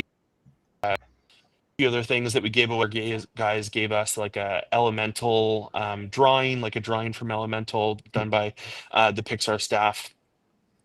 We had somebody donated at the last minute 2 D23 Mickeys that we raffled off. So if you won a game, you got a little ticket that you could come put in the giveaway, a raffle ticket. And then you got to come and spin a prize wheel. And on the prize wheel, you could get a pack. You could get like stickers, Disney pins, a Battle of the Bay button that me and my wife got a button maker to make. So we were up late making buttons for a couple of days before the event. Just really trying to come up with any way that we could to like make people feel like they were getting rewarded. Yeah. But coming up with 8 cases is pretty pricey. So Yeah. you know, For I think that's the biggest barrier. And you know, if you want to get involved and help out with that journey and help more of these happen, you know, get in contact with me on Twitter or Discord. Join the Battle of the Bay Discord, and you know, reach out on there. And I'm super happy to start conversations to link you in with our other organizers, because this was a ton of fun, and I would love to do this every set. That would be my ideal world. Wow, that's amazing. I mean, I'm going to come out there if I can just to try to get that elemental drawing because I'm super jealous of that. But no, we're going to get plugged in and help out however we can. If you're watching this and you're in the Bay Area and you want to help, send a note to Tegan or to us and we'll connect you. And we're going to post a link to that Discord server, the Battle of the Bay Discord server, in the show notes after this show. So Tegan, fantastic talking with you. And you're one of our favorite people in the community. Honestly, like organizing this is amazing. And thanks for all that you do. And to James, Nick, and Hal, like fantastic performance. We're going to post a link to your deck lists in the show notes after the show for anybody watching, and stay in touch if there's anything we can ever do for you. So thank you. Thanks for having us. Thanks for having Good me. night, y'all. Yeah, you all are awesome. Thanks so much. Thanks for being here, guys. Yeah. Gosh, what a cool event. Yeah. I mean, like super cool. I would actually want to compete in that event. Yeah. Ed, Aaron's coming for you. No. Okay, sure. Yeah, Aaron we is got the not trophy coming ready for for Ed. you. I'm glad to see things like that coming out to the West Coast. It feels like everything has been kind of centralized on the East Coast. I don't know if that's how card games in general tend to be. For the old World of Warcraft, TCG, and Hearthstone, obviously being the online client it was, I never really had to deal with a bunch of big travel for that out your way. But I would like to see more big events so you guys don't always have to come to our neck of the woods for like the Atlanta 8Ks and things like that. I mean, I think like Tegan said, it's because I think the cost of running the tournaments is a lot higher because like, you know, San Francisco, Los Angeles, like Seattle. renting a venue is, Seattle, Oh renting a venue is very expensive compared to like Yeah. potentially like some of the Midwest kind of venues. So I think that's probably the barrier of entry for that purpose. So it was really nice that Tegan was able to like organize the event. That is, Yeah, for sure. that does. It is interesting, Ed, like getting a venue where there is a major airport on the West Coast is like insane versus like doing Atlanta or Dallas. I mean, Chicago is kind of crazy, but anyway, they pulled it off. Yeah. Yeah. Yeah. It is one of the gaping holes. And I know everybody from the West Coast, as soon as they put the map up, and you did have Seattle, but Seattle's way north. But yeah, that was huge gap there. And TCG I mean, is a it's huge also in just California. season one, too. Like it's That's true, just that's the true. first year. Yeah. Like, let's give them a Yeah. minute. But anyway, but Battle of the Bay filling that gap. So Yeah. I want to go to one now. I do too. That sounds like Yeah. a super fun event. I want to go. Yeah. Scared of playing Ed, but Do it. do it. Well, I do want to transition a little bit because I want to talk a little bit about this other event going on. And then we have some news about the North American Championship I want to touch on briefly. But there's another big tournament going on. I know, Logan, you've been following it very closely. Ed, have you been following the Cross Continental challenge thing going on? Oh yeah, I'm a sub there. So Yeah. if anybody ever like can't play, then I'm gonna fill in their spot. Yes. That'd be super. Like, people should tag you in. Like, oh no, I've got a work event. Ed's gonna have to fill in. But wait, but the problem is you actually have to play whatever deck they submit. So I think if you're thinking about it strategically speaking, you should probably pick like someone that can, handle all the decks. And I don't know if that's me per se. So we'll see if I ever need to step in at some point. Wait, so if somebody is out, then you have to pick up their deck and play their deck. Just I have to go make it myself. Yes. I have to have all the you have to cards. build it. you yeah. have to build it. God. Yeah. Rush order for TCG player. Oh my gosh. Okay. That's stressful. I have most things honestly, so it should be okay. Yeah. There are a lot of people that are using proxies in the event. So if you don't have something, like, you can proxy it in. But it's been super accessible for everybody. I think it was Spessy subbed in to play Amethyst Steel, and who was it? It was a Moyen. Yeah, he subbed in for Moyen. But I think the story there was that Moyen already knew he was going to miss a round, so he wanted Spessy to have something that he was comfortable playing. So that's why I think he picked Amethyst Steel. Oh, interesting. Interesting. Interesting little I strategy. don't know if that's like public or not, but It is now. We The won't EU collusion going on always. Yeah. Okay, everybody We won't watching. tell. Secret cone of silence. Yeah. But for anybody, so you're a sub, Ed. That's super fun. I didn't know you were, but it makes This total worked sense. out It perfectly. makes this worked out. This was planned the whole time. But for anybody watching who's not familiar with this event, Logan, you want to run down real quick with what this is and what's going on? Yeah, so Pavel, who was the creator of Pixelborn, wonderfully put this together just to have some friendly competition between North America and Europe. There was a big voting cast that was made to get the final 16 people who were going to represent North America or Europe. And so now each round, we're going to have 4 rounds of Swiss, and then we're going to go into a top cut after that. But it's just some friendly competition between our somewhat disconnected communities just to see how we do against each other from some of the best people in the game. Some of the sets we've seen have been really down to the wire with a lot of, just great plays. It's open deck list, so everybody that's playing into anybody knows what they are going up against. So that helps a lot of the decision making. There aren't a lot of surprises. For instance, when we saw No I'm Not versus Buenos Aires, No I'm Not constantly was just playing to take away as many outs that he had as possible to steal the game and get the extra couple of bits of lore. Buenos Aires running more of the burn Ruby Amethyst list, whereas No I'm Not's more on the more traditional control style of things. So it's been really interesting to see just how, real titans of the game come up against each other. Yeah. Do you think most people, both of you are bringing in their preferred list, or are people bringing in things that are a little bit fun, to kind of, I don't know, have a good time? So from the North American side, we're definitely seeing comfort picks, right? No I'm Not is on Ruby Amethyst, RMB's on Sapphire Steel, Sailor's on Ruby Sapphire. We weren't as familiar with what Europe might bring. So there are a couple of lists like Teo Time that we saw. We're like, why, this is weird. Why would anybody pick this? And then and there it is on screen, the Amber Sapphire list. And when we talked to Teo Time, it made sense why he picked this list. He just expected North America to have a lot of steel presence, and this deck does very well into steel. As if you'll skim through it, you'll notice there's a lot of ward there, and a lot of those characters with ward have more than one lore pip and 4 or more health. The North American side, we got pretty unlucky in the first round. When Swiss came out, we got pretty bad matchups across the board. And that reflects very much so in what the standings were. We ended the first round 6-2 in favor of Europe. The only ones to take the sets being Sailor and No I'm Not. But each set has been close. If I'm not mistaken, every set, with the exception of Sailor's, went to game 3. And a lot of them had a lot of micro decisions that maybe a ink decision on turn 2 or a specific quest here could have been the difference between winning and losing the games. Yeah, fascinating. I love this list. I might build this just for fun. So RMB and I have been playing it just to see how it does, and it is insanely fun, especially if you walk into a room full of steel, because you just plop down your ward characters and go, deal with me. You probably can't. Yeah.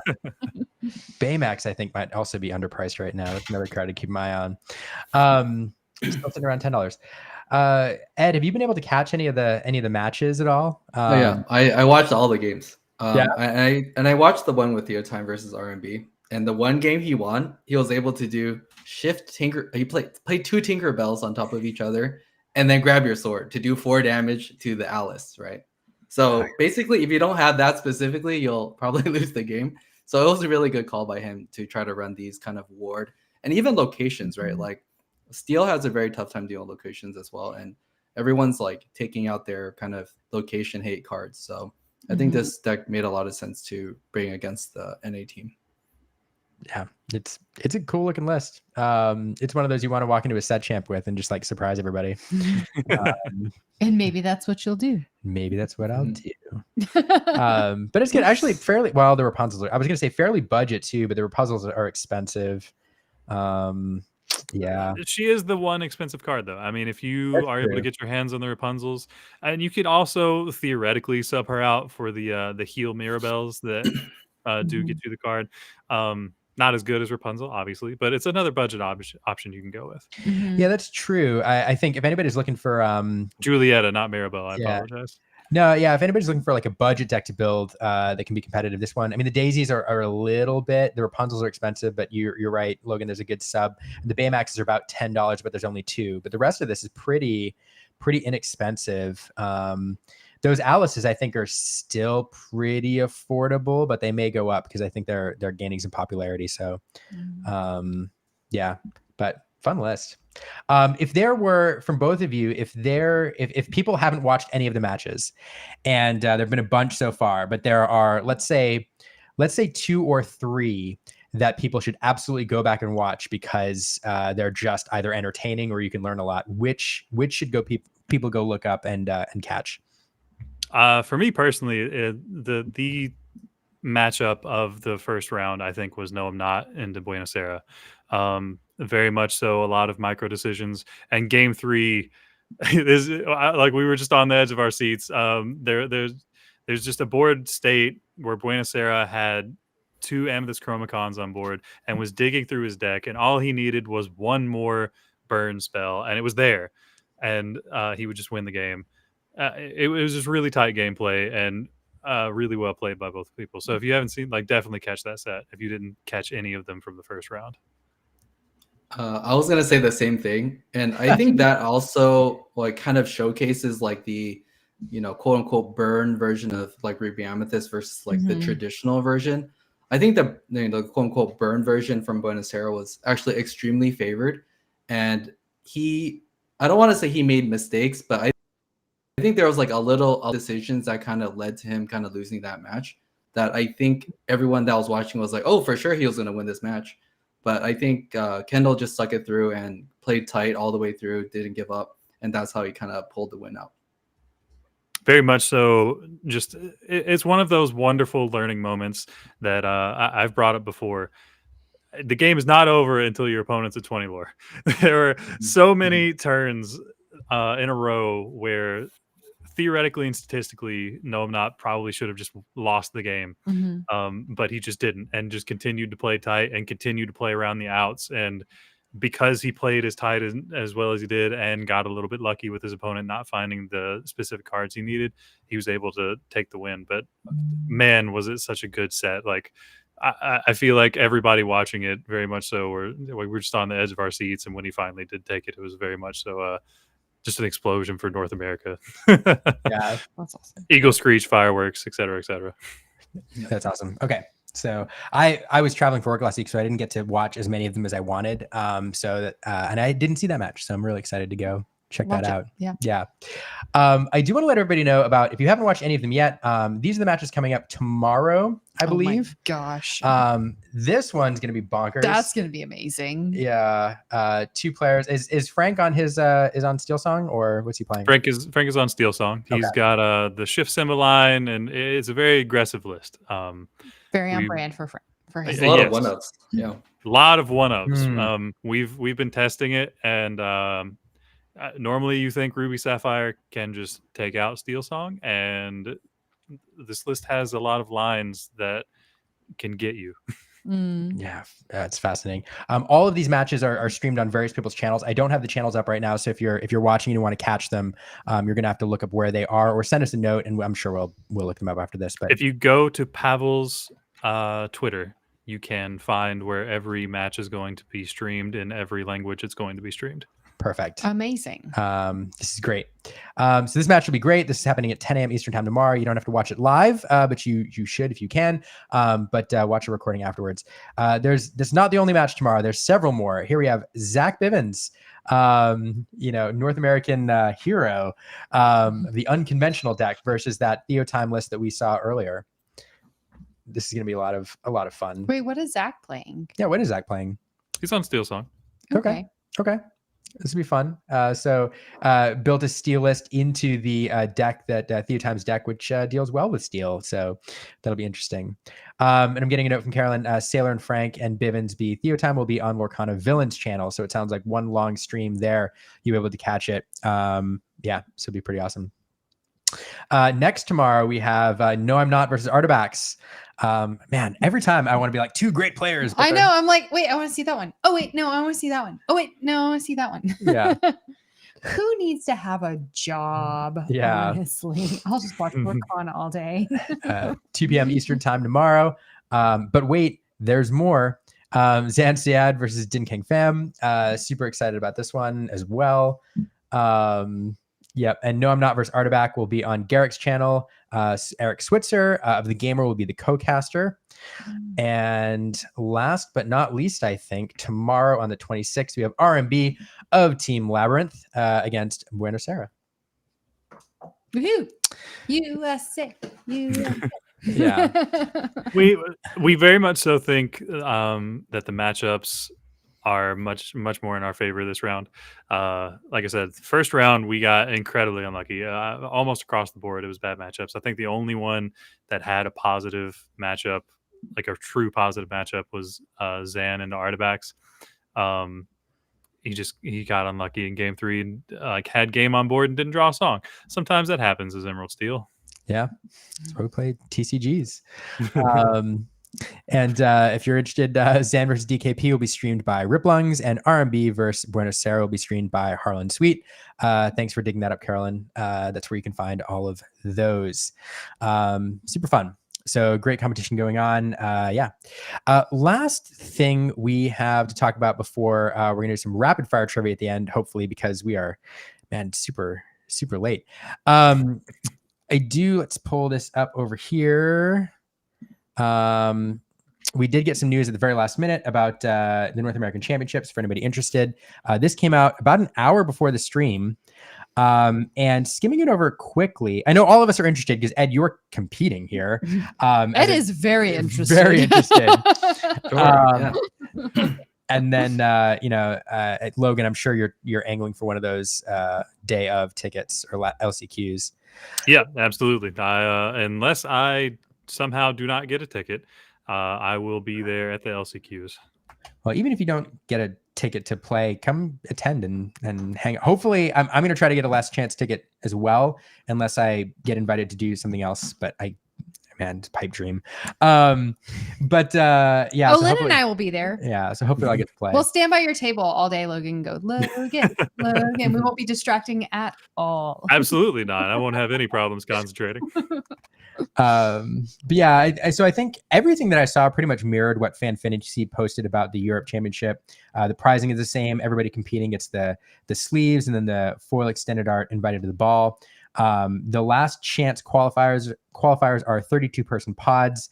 You have to go 5-0 to win out to get a chance to compete in the Continental Championship. And then as you are eliminated, basically, as you lose and you get shuffled over into side events. So that's kind of neat that they're feeding you over there with all sorts of prizing. And then, one note for the champion, 4 full sets of Azurite Sea, which I assume it includes all the enchanteds. And it's a lot. It's a lot of cards. Gosh, Ed, what are you going to do with 4 Yeah, full what are you going to do with 4 full sets of cards? Play all of them, obviously. I think something cool that I think they do is that all these cards are actually all printed on the same batch. So if you look at all the binders, they're all cut from the same kind of batch. So you're not supposed to take it apart and let me use my one enchanted from the binder. Supposedly that makes it lose its value. So I think it's cool that they have these kind of one item kind of binders.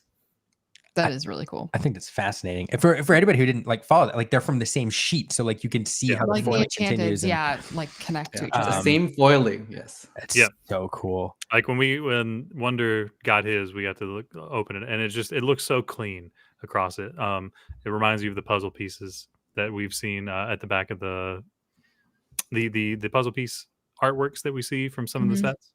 Very much so, just matches that vibe, and it's awesome. That's so cool. That's so neat. I I'm glad they do that as well, because they didn't have to, right? Like that didn't have to be a thing. The other thing I'll note is, we do have these promo cards. We've seen them already. The Cusco, this Baymax is just bonkers. So Breezy will be there. I want it. So yeah, Breezy's looking for those. Breezy saw the Cusco and immediately was like, all right, so my plane ticket's booked. Right, exactly. Yeah. Just that one card. Yeah. And then the other fun thing, I think they're premiering. This is not of interest to many people, I think, but this Mickey, if it loads, it's not going to load. They're doing these cards now, which you'll notice on the bottom. This is a new symbol in the Lorcana card here. It's a little pen with a line. These are meant for signatures. So they're doing these signature cards that are meant to be signed by people, whether it's characters or So it's kind of neat. It's kind of a new thing that they'll be giving out. So I think if Mickey Mouse is not there, huge missed opportunity. Yeah, right. Like at the deal, like in the space. Yeah, I agree. Especially to sign that card. Right, exactly. But I do think there's nothing new as far as the event goes or the promos or anything else. But what I think is new for anybody interested in going is that tickets for the LCQ go on sale on Friday. Am I right, Logan? Yes, Friday at I think it's 8 Pacific. Okay. They're bringing Black Friday back. Yeah, it's like Black Friday. Yeah. So without Black Friday prices, the LCQ tickets are $90 a pop. So hopefully that's quite expensive, I want to say. For something like this, but I'm hoping that'll make it easier to just like get a ticket day of. But if there's one thing we've learned about the just Disney Lorcana events in general, is that people will go to them no matter what they cost. So yeah, that is true. Yeah, it is expensive. I do wonder. What do you get? The ticket's $90. Words the following: LCQ, automatic entry, badge, goodie bag. I mean, but you have goodie to. Bags. Well, not just that, but like, I'm sorry, I'm gonna put my event planner hat on really fast. The cost of this venue is probably not insignificant. I'm gonna just say that. Like, it is an expensive venue and you are paying for the experience of being in that space. So sorry, I just got on my soapbox real hard. People are like, it's a whatever dollar ticket, I should get that back in my goodie bag. It's like, no, the venue costs money. So I think that's a lot of things. I think that's something that people kind of overlook. Like, yes, this is a Disney game, but we are going to be on Disney property playing the game, right? So just being in the space is Don't worry about it. Just being in the space. All these things. Look at that. Stop. But no, to your point, being in the space in general, very, very expensive. There are a lot of people that I've talked to who are like, I just don't know if I can justify the cost. And to that point, if you don't know if you can justify the cost, do not go without to come to this event. There will be other events. The next season is starting soon. Do not go into major debt to come. Yeah, that's true. And like, it will be okay. There will be more. Yeah. Rebecca pointing out in the chat. You had an issue with there's time slots where you bought a badge and you got access to certain points and times. Here, the attendees get access all day, Saturday and Sunday. So that is a note. And sorry, Brandon, for making you nauseous with all my screen changing. No, that's a great point, Logan. Well said on all fronts. Ed, any thoughts on this before we move to our final segment? Regarding I think the format is also kind of interesting because I think what they're trying to do for the US one that's different is that the EU one actually had 2 less Lorcana challenges, right? So I think that's why they had like the multiple AM and PM for the qualification, so they can send like kind of the same amount of player ratio to the World Championship. And that's why I think when I talked to a lot of people after they saw this news, they were like, oh, how come there's only one, right? And I think that's probably the reason why. I think something else that a lot of people talked about is like, should we have Continentals be like an open deck list format?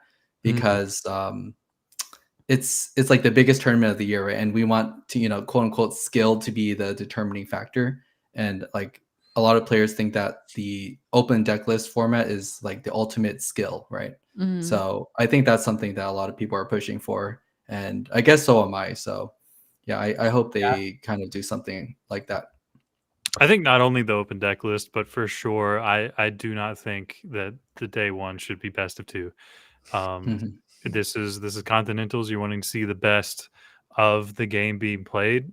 The thing that makes it better is more games. So I for sure think that they should just make it best of three across the board. Yeah, but I think they're still thinking about like, oh, we don't want this to be like a dice roll format, which I mean, I don't know if you've seen these kind of obscene kind of win rates on the play, right? Across like some platforms where some people are reporting upwards of like 80 to 90% win on the play. Right? So that can't be bad. It's like, I think it's like maybe probably not that bad, but I think it is somewhere up there if you're talking about like, skill discrepancy, right? And I think it takes a lot of skill to kind of make up for being on the draw. So if it does come down to that, then we kind of don't want it to be a dice roll format. And I don't know if there is a perfect solution to that kind of problem. Yeah, I agree. Do you think, because the player pool will be a lot smaller here, do you think having a smaller player pool with best of two will fix some of the problems that we've seen? Because a lot of people, when looking at best of two and the larger challenges where there's, 2,000 players, talk about 9 rounds is probably too short to really filter it down appropriately. Will it be better with a smaller field? Yeah, I mean, I think that some people ran the numbers where it's like, if you want to get like a clean cut for upwards of 2,000 players, you need at least like 11 rounds, right, for it to kind of get a clean cut. And I think for 7, it's probably still like a little bit too low. Maybe they should do like 9 rounds so you can have a little bit more wiggle room and potentially kind of really tell who the cream of the crop is. So I think if you wanted to do 2-game format, I would probably increase the rounds to maybe like 9 rounds to really show who actually brought the best deck for that day. I absolutely agree. Yeah, interesting. Well, I'm excited to see how it shakes out. And yeah, I personally, I agree. I agree with all of you. And I mean that sincerely. But yeah, plenty of room for improvement. But excited we have information on the tickets now. And yeah, I hope to, we'll see you all. Yeah, we'll see you all there. Logan, you better come one way or another, even if the ticket roulette gods don't work out in your favor. It will be hard for me to not get a ticket. I've had a lot of good luck. I have good internet connection, and I'm just there frame one on the website, not through mobile. So yeah. All right. we just need attendee tickets, or we need an attendee ticket for Aaron. We'll see about the rest. Okay. We're running a lot later than usual. So Ed, are you game for some trivia?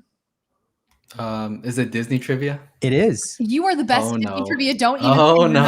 The last time I was on, I was literally the worst one. Well, sure. Have you won an Illuminators trivia pin yet? No, I have not. So well, I guess I'll participate. Speaking of which, I don't have mine yet. It is in an envelope. I packed it up the day of. It's in an envelope, like ready to go. But then I went on a work trip, and now I'm back. Okay, it's packed up. So I've legitimately been looking at the mail like every day. I'm like, sorry. Is the pin coming? And we know there's a spot on your bookcase next where your DLC trophy is going to go. Yeah. Your DLC trophy needs a friend. Is all we're saying. Yeah. I haven't gotten that either, so yeah, that's true. Neither has Wonder. Fun fact. So yeah, I don't think anybody has gotten it. So they're gonna have a thing in the a payout soon, right? They're gonna be amazing when you get them. Bluetooth enabled, like light up. Battery powered. It's gonna be great. There's gonna be an app. It's gonna be great. All right. It'll sync with your TV, so when you play a Disney movie, it'll like change colors. That's right. It'll be great. But That's only right. Disney movies. No, it's only Disney movies. Mm-hmm. All right, let's bring in our trivia master. Oh my goodness. We are. Wait, what is? I what forgot. is Caroline wearing? Wait, go back to the actual. Wait, no, Liam. What? What are you doing? That's the screen. Hi, Caroline. Hi, everybody. We're professionals, I promise. What do you? You need to go back. Wait, no, not that What one. are you doing? You need to go back here. Oh, okay. Yeah. Right. Hi. How's it going? The new studio is really working out for you guys, huh? Well, look, It's not It's like we late. do this every You week. weirded us out with a Stitch. Like you were surprised. No, weirded us out. Liam got overly excited. It's okay. That's true for trivia. I had to bring Stitch along with me. He's my buddy while I'm living in a hotel. So Aw. Hi, Stitch. And there you go. Welcome. I hope Welcome that- to the show. Well, for those who Speaking of overly excited, Ed was talking about he just cannot wait for some Disney trivia. He is going to own it. absolutely crush it. Oh no. Yeah, for those who don't know, Carolyn is our resident trivia master here at the Illumiteers, always running trivia every week that we can with the new work schedule, and also in the Illumiteers Discord server where you can win one of these exclusive, one of 150 right now until we order more Illumiteers trivia pins. So we're gonna compete for it tonight for Ed. Yeah. So all right, team game. For Ed. for Ed. I'll give it my best. Yeah, All Carolyn, right. what do you have You for have us? a lifeline in me, man. That's true. It's a team sport. So I was gonna say it's a team effort. You're all competing together to make sure Ed wins his pin. Yeah, Okay, great. we'll do it. All right. So tonight I picked out some questions based on some of the powerful Azurite Sea cards we've been talking about, and also one question that's a little tribute to the Bay for Battle of the Bay. So Okay.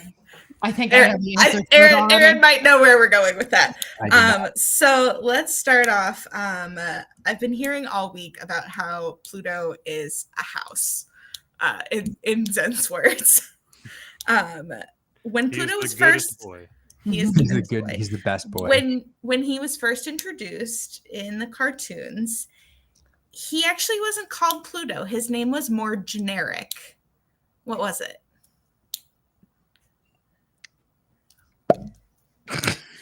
Dog. We're gonna I just was gonna say say dog. No guesses. Not quite that generic, but Spot. No, it was more generic than that. Dot. Spot is in the right family. It's not Fido. Spot. But No? buddy. I know Patch. what it is. Do you? Oh, Zen? I do. Are you Yeah. Googling? Okay. You know? I know what it is. What was it? Okay. Rover. It was Rover. Very Really? good, Wow. Logan. Like, yeah, there we go. Stephen Gettle with it in the chat. Yeah. There you go. Yep. Great Chris- job, Ed. Kurosaki is trying hard, but not quite there. So, all right. We're hey, this is a team game. So Team Logan, game. with your assist there. Logan's got question number 1 for you. Question number 2. We talked about how great a card Genie is. Genie featured in Ed's deck. This particular card is called Genie Wish Fulfilled. What were the 3 wishes of Aladdin that Genie fulfilled? No, Ed, don't say. Please tell me Oh, you've I seen know, yeah. Aladdin. I have not seen Aladdin. Unfortunately. Buddy. I have a list of things I need to get through after this. I'm sure. Yeah. Right. Aladdin's up there. I will say, unfortunately, like Ed agreed to come on to talk about his win at Battle of the Bay. We didn't tell him we were hanging on to him for trivia, so so I do feel it's a bit of a. I was bit of set an up. ambush. This is now the second segment we've Um, surprised Ed with. Yeah. So. Oh wait, he wants to be a prince. I yep. got that one. That was the Huh? first one. You- What was you the go. second one? That was the first. Oh yeah, because he tricked him to get out of the cave. The get out of the cave wasn't a wish. The first one was to be a prince. What was the second one? Save his life, right? Because he was. Yep.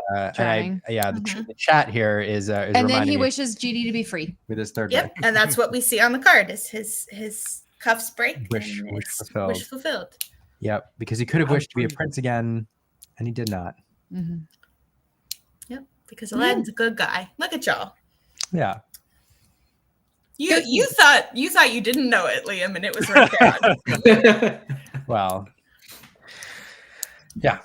All we're right. crushing it. San Francisco is based in part on the Bay Area. Name one of the many landmarks in this Big Hero 6 city. Ooh, I There's actually lots don't know. of answers to this one. Golden Gate Bridge. It is actually still called Golden Gate Bridge. I should know that one, right? Sure. You should. Well, I live like right there. That was too easy of a question. I got tricked. You know what I mean? Sorry, I The should have. simplicity of it is what got him. It was Yeah, I think so. It's true. I mean, told the Tip of my Titans who tongue. were here earlier are Disney trivia champs, so we'll have to have them back We'll have to have them back sometime. to do that. Any other landmarks that Ed can guess? Ed, just start naming. I was going to say there's a couple of cards in Azurite Sea that are locations in San Francisco. I don't know any of the location cards. I don't play those type of things. It's like locations. What are those? Landmarks. What's the street that does the zigzag? A Lombard Bridge. A Lombard Street. Sorry. Is that? It does not appear to be a thing in San Francisco, Oh, but at least it's not been featured in the series or the movie. What about Alcatraz? Alcatraz? So I feel like that would not. There's an equivalent of Alcatraz, but it's called something different. but that counts. I will count it. Yes, absolutely, that counts. 1 point for it. equivalent. That counts. Yeah, in San Francisco, it's called Akuma Island, and that's where they go and find the microbots. And Baymax goes like battle mode, basically. Yeah. Have you seen Big Hero 6, Ed? No, I haven't. Well, I'm a bad was ambassador of Disney. Look, he's good at the game. He doesn't. You are very good at the Movies. games. I don't know I was the gonna lore. say Maybe I that should one. That one's in your backyard. You got to see that one. Yeah. It's good. Maybe It's I'll real see good. some. Yeah. right. Okay. Moving on, most characters in Wreck-It Ralph are actually appearance-wise based on their voice actors. So, thinking about her appearance, who voiced Sergeant Calhoun? This I know. Like, Yeah. oh yeah. Zen, do you know?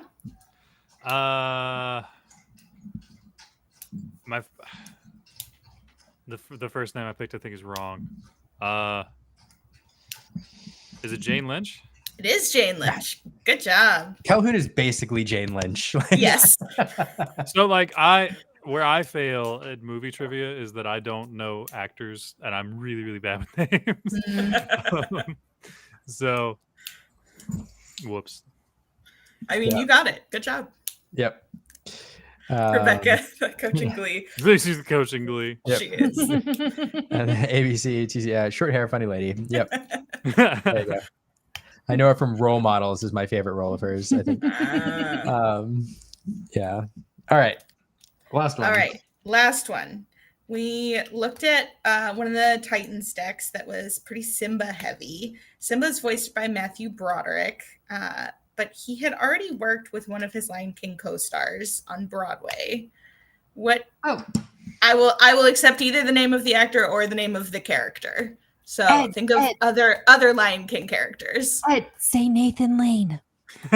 Ooh, Nathan Lane. Nathan Lane. Okay, Nathan Lane. Do you know who that is? No, ma'am. Yeah. But he Aaron, guessed it right, didn't he, Caroline? He did. That's true. That is the answer. Yay. Aaron, Mr. tell us about Nathan Lane. Who is he and why does Matthew Broderick know him? Okay, so Nathan Lane is Pumbaa. No, he's Timon. Oh my gosh. There you go. In Lion King, and they were in the producers together. They sure were. They were in the producers' original Broadway cast, and then they were in the film. Be a producer with a hit show on Broadway. Yay, Ed! You know what? Disney Yay, is Zen. nothing, but Broadway is. We just knew it. It was Broadway that we were holding. There you go. Stephen Keller with a pro tip. When Carolyn asks if you know who that is, you say yes. You just say yes. Of course I do. That's a good point. I didn't ask you who it was. I just asked if you knew. Yeah.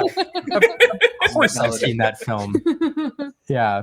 Well, Ed, for braving the here's the thing with the trivia. On the Discord server, you have to be like good and on top of it to earn it over the month. To come on the show and earn it, you just have to brave the gauntlet and hope that people carry you along the way. So, and you'll be getting your very own Disney or Illuminator's trivia pin for braving the gauntlet. Well, and also for just being a good sport at us surprising you for trivia. Sure, I'm trying my best, Yeah. Hey, and Alcatraz, Akuma Island Alcatraz. is same a thing. Yeah, basically. Yeah. It's It really is the same thing.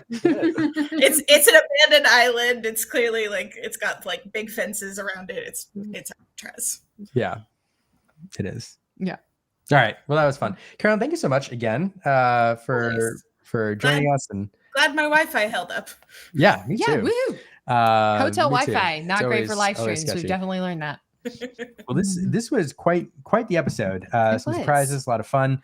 Ed, thanks for joining us impromptu to talk about your win at Battle of the Bay. Congratulations. Thank you. Huge congrats, man. Come back soon. Yeah. It's always great to see one of the homies take down a big event. So glad that you were the one to do it, and especially with coming back home to Ruby Amethyst. Yeah. Yeah. I was actually going to invite you when I heard you won, and then I was like, I'm not going to bother Ed. Like, he actually did say that. He's like, I'm not going to ask Ed. He does so much for us. I feel so bad asking him to come on. No, you're good. Yeah, in the chat, I love coming on. Oh my gosh. Yeah, and I was like, the public appeal. I think this brings back the point. Like, at any point in time, you can reach out to pretty well anybody, and I don't think you'll get a hard no. Yeah. I don't get a lot. That's true. I was gonna say, Liam, I've never heard anyone tell you no. There have been a few. It happens behind the scenes. But anyways, Steve there Warner, have been a few, and their names are Lin-Manuel Miranda has not responded. Well, okay. Neither has Alan Tudyk. Generally from the community, I mean. Although Alan Tudyk was given Lorcana cards on an interview a few weeks ago. I did see that. Yeah. But we did get the voice of Bucky, Bob Bergen, so there's that. There's that. See? Yeah. Anyway. So Ed, thanks for joining us. For anybody who wants to follow along what you're doing with Lorcana, how can people follow you? Can I interject, Liam? Oh, yes, sure. Ed, you were saying something earlier about you being an alternate and you thinking that strategically, if someone has to step out, you would have to assume their deck. And so strategically, you would want somebody who's good at all the decks.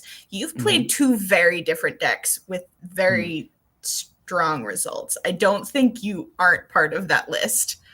Oh, so according to someone though. Well, I want to say one. Okay, maybe I shouldn't say this. Kind of calling him out a little bit. But Zan specifically said that on his podcast that I didn't quite get there just yet with Emerald Steel. Oh. I'm trying my best, I mean, okay, you didn't make day 2, but you still did very well. Yeah, just in the side of it, but that doesn't count. Apparently. It is what it is. You arrived at the same build, basically. You just got different matchups. That's yeah. But I'm really also I'm very proud of Chris. He ended up getting second place to Zan, and he was we were testing together. We were running the same list basically, and Chris played it really well. So I think he deserves that kind of recognition too. Absolutely. Game 3 just had Emerald Steel things happen. Occasionally, you don't high roll, and if you don't high roll with the deck, you have what happened in Game 3 of Finals of Vegas happen to you. Yeah. And I think that's the thing about Emerald Steel kind of mirrors is I feel like it's more, I don't know if people are gonna fight me on this, but I think it's more kind of luck dependent in terms of if you watch that game, right, in Game 2 of the Finals, Zan just opened kind of the nuts, right, shift Diablo and just being able to banish character after character, and then there's nothing you can really do about that in the mirror, and that's why I kind of don't like the deck because of that reason. And I think we had kind of Pioneer's advantage in terms of we kind of brought a surprise deck that a lot of people didn't expect, and we got a lot of value off of it. And now that kind of Emerald still became the target. Yes, I mean, it's still won, but I think a lot of people brought something to deal with those kind of cards. And I think anyone just picking it up after that tournament was kind of, shocked by the results that they had. Yeah, fascinating. Yeah. Well, if you listen to people in set champs or just LGS, there are a lot of people I just can't seem to get there with the deck, and it's well, because you have to play it a very specific way, and if you don't have very specific openings or mulligan to give yourself the best chance for those specific openings, you kind of just fall apart really easily. It's a fragile deck for sure. Yeah. Yeah, It's definitely like the hardest deck I've ever played, and I would say it's probably the hardest deck in the game. Like right now, I would say second is probably like Sapphire Steel, but I think Emerald Steel is probably the hardest deck to kind of master, and that's why I think like a lot of the top players you see can pilot it to good results because they just have that kind of intuition, and just like if you just randomly pick it up, I would say it's to get there is extremely difficult. Yeah, fascinating. I also the interesting note about the timing of it too. It just highlights again like that sometimes metas are moments, and you look at for example the Lemon Lime deck winning up in Toronto, like that was that deck's moment. That was it. And it did okay. There were high finishes like in the top 16 elsewhere with like Claris here, but again like Emerald Steel, Vegas was its moment, and it shined there, and then people figured it out, and now it's not that it's past, like it can still do well, but it's it was the best. Not a surprise anymore. Yeah, it was the best deck at that time. I want to say also specifically that like we were talking about Genie, right? I think Genie made the matchups for like Amethyst decks versus Emerald Steel way closer, because if you don't have an answer to Genie, which a lot of Emerald Steel decks actually don't. Like I know a lot of people are trying like different things like Pluto and Hidden Cove to try to like get over that Genie. It doesn't always happen, right? And now this card actually like puts a huge hurdle in front of Emerald Steel, so it'd be interesting to see kind of how things shake out after the inclusion of Genie. Oh, definitely. Emerald Amethyst for the win. So Ed, if people want to follow along with you, what you're doing, and maybe follow your journey into the Continental Championships here in January, where can people follow you? Yeah, on Twitter and YouTube, I'm at Ed Lorcana. That's easy. That just on the nose. Yeah. Just get straight to the point. You get there are a significant number of Eds out there who are frustrated that you grabbed that early. Yeah. Fortunately, I don't think there's a lot of Eds in Lorcana in general. So maybe I also have Pioneer's advantage. Like my melee name is literally Ed, and somehow no one has taken that. I was just gonna say that your melee name is just Ed. And when we were going through and doing the database, Brandon looked at it. He was like, "Wait, is his melee name just Ed?" I was like, "Yes, it's hilarious and wonderful." We got there. That's amazing. That's awesome. And yeah, everybody should absolutely follow Ed. And Ed, thanks for joining us again, and you're welcome anytime. Of course. Carolyn, how can people follow you? Right here. I'm at Lorcana Bell on Twitter, at Lorcana.bell on Instagram. Not that I'm incredibly active right now because I have a new job and am traveling a whole lot for that because it's in a different city than where I live. And so I'm driving back and forth and living out of hotels a lot of the time. So it's an adventure, but I'm having a really great time doing the work that I'm doing. It's really rewarding and much like a lot of the work that I've done the last 6 months in the Lorcana community. So I hope to be able to find a balance maybe in the new year, but right now I'm really devoting all my time to like making sure I get my roots down. Good. Yeah, for sure. As you should. Absolutely. Well, we're always a pleasure to talk to you anytime, and thanks for all the everything you do for the Lorcana community and every community that you're part of. So, and Logan, thank you so much again for joining us. We will have you back any week that you want to come. So where can people follow you? So everybody can follow me on Twitter, Instagram, Xenulous. And again, like, thanks for having me. It's always wonderful just being a part of the Lumiteers. Legitimately, the first time you asked me, I was surprised that I made the cut of people to actually get there. But no, it's a wonderful time. I'm glad that you still see me as good enough banter to come and talk to you. So I might have to hand the trivia mantle over to you for episodes when I can't make it. And I feel like music trivia would be like right in your wheelhouse. Oh my God, Disney songs! Like I'm very, very good at all of those. So I mean, if you make up the questions, I could absolutely try to run those. I can make it happen. Yeah, huge props from Rebecca for busting out that song earlier, and and a musician in your own right. So don't sell yourself short there. I certainly do pretend like I'm cool. You are absolutely cool. Aaron, any closing thoughts? I don't think so. This is. I mean, as per usual, this has been a great week. Great people. We're just always so honored that people want to come and hang out with us on a Monday night. We know everybody's lives are so busy, and and the fact that you want to come spend 2 hours hanging out with us now at our kitchen table is just amazing. So, yeah. New studio.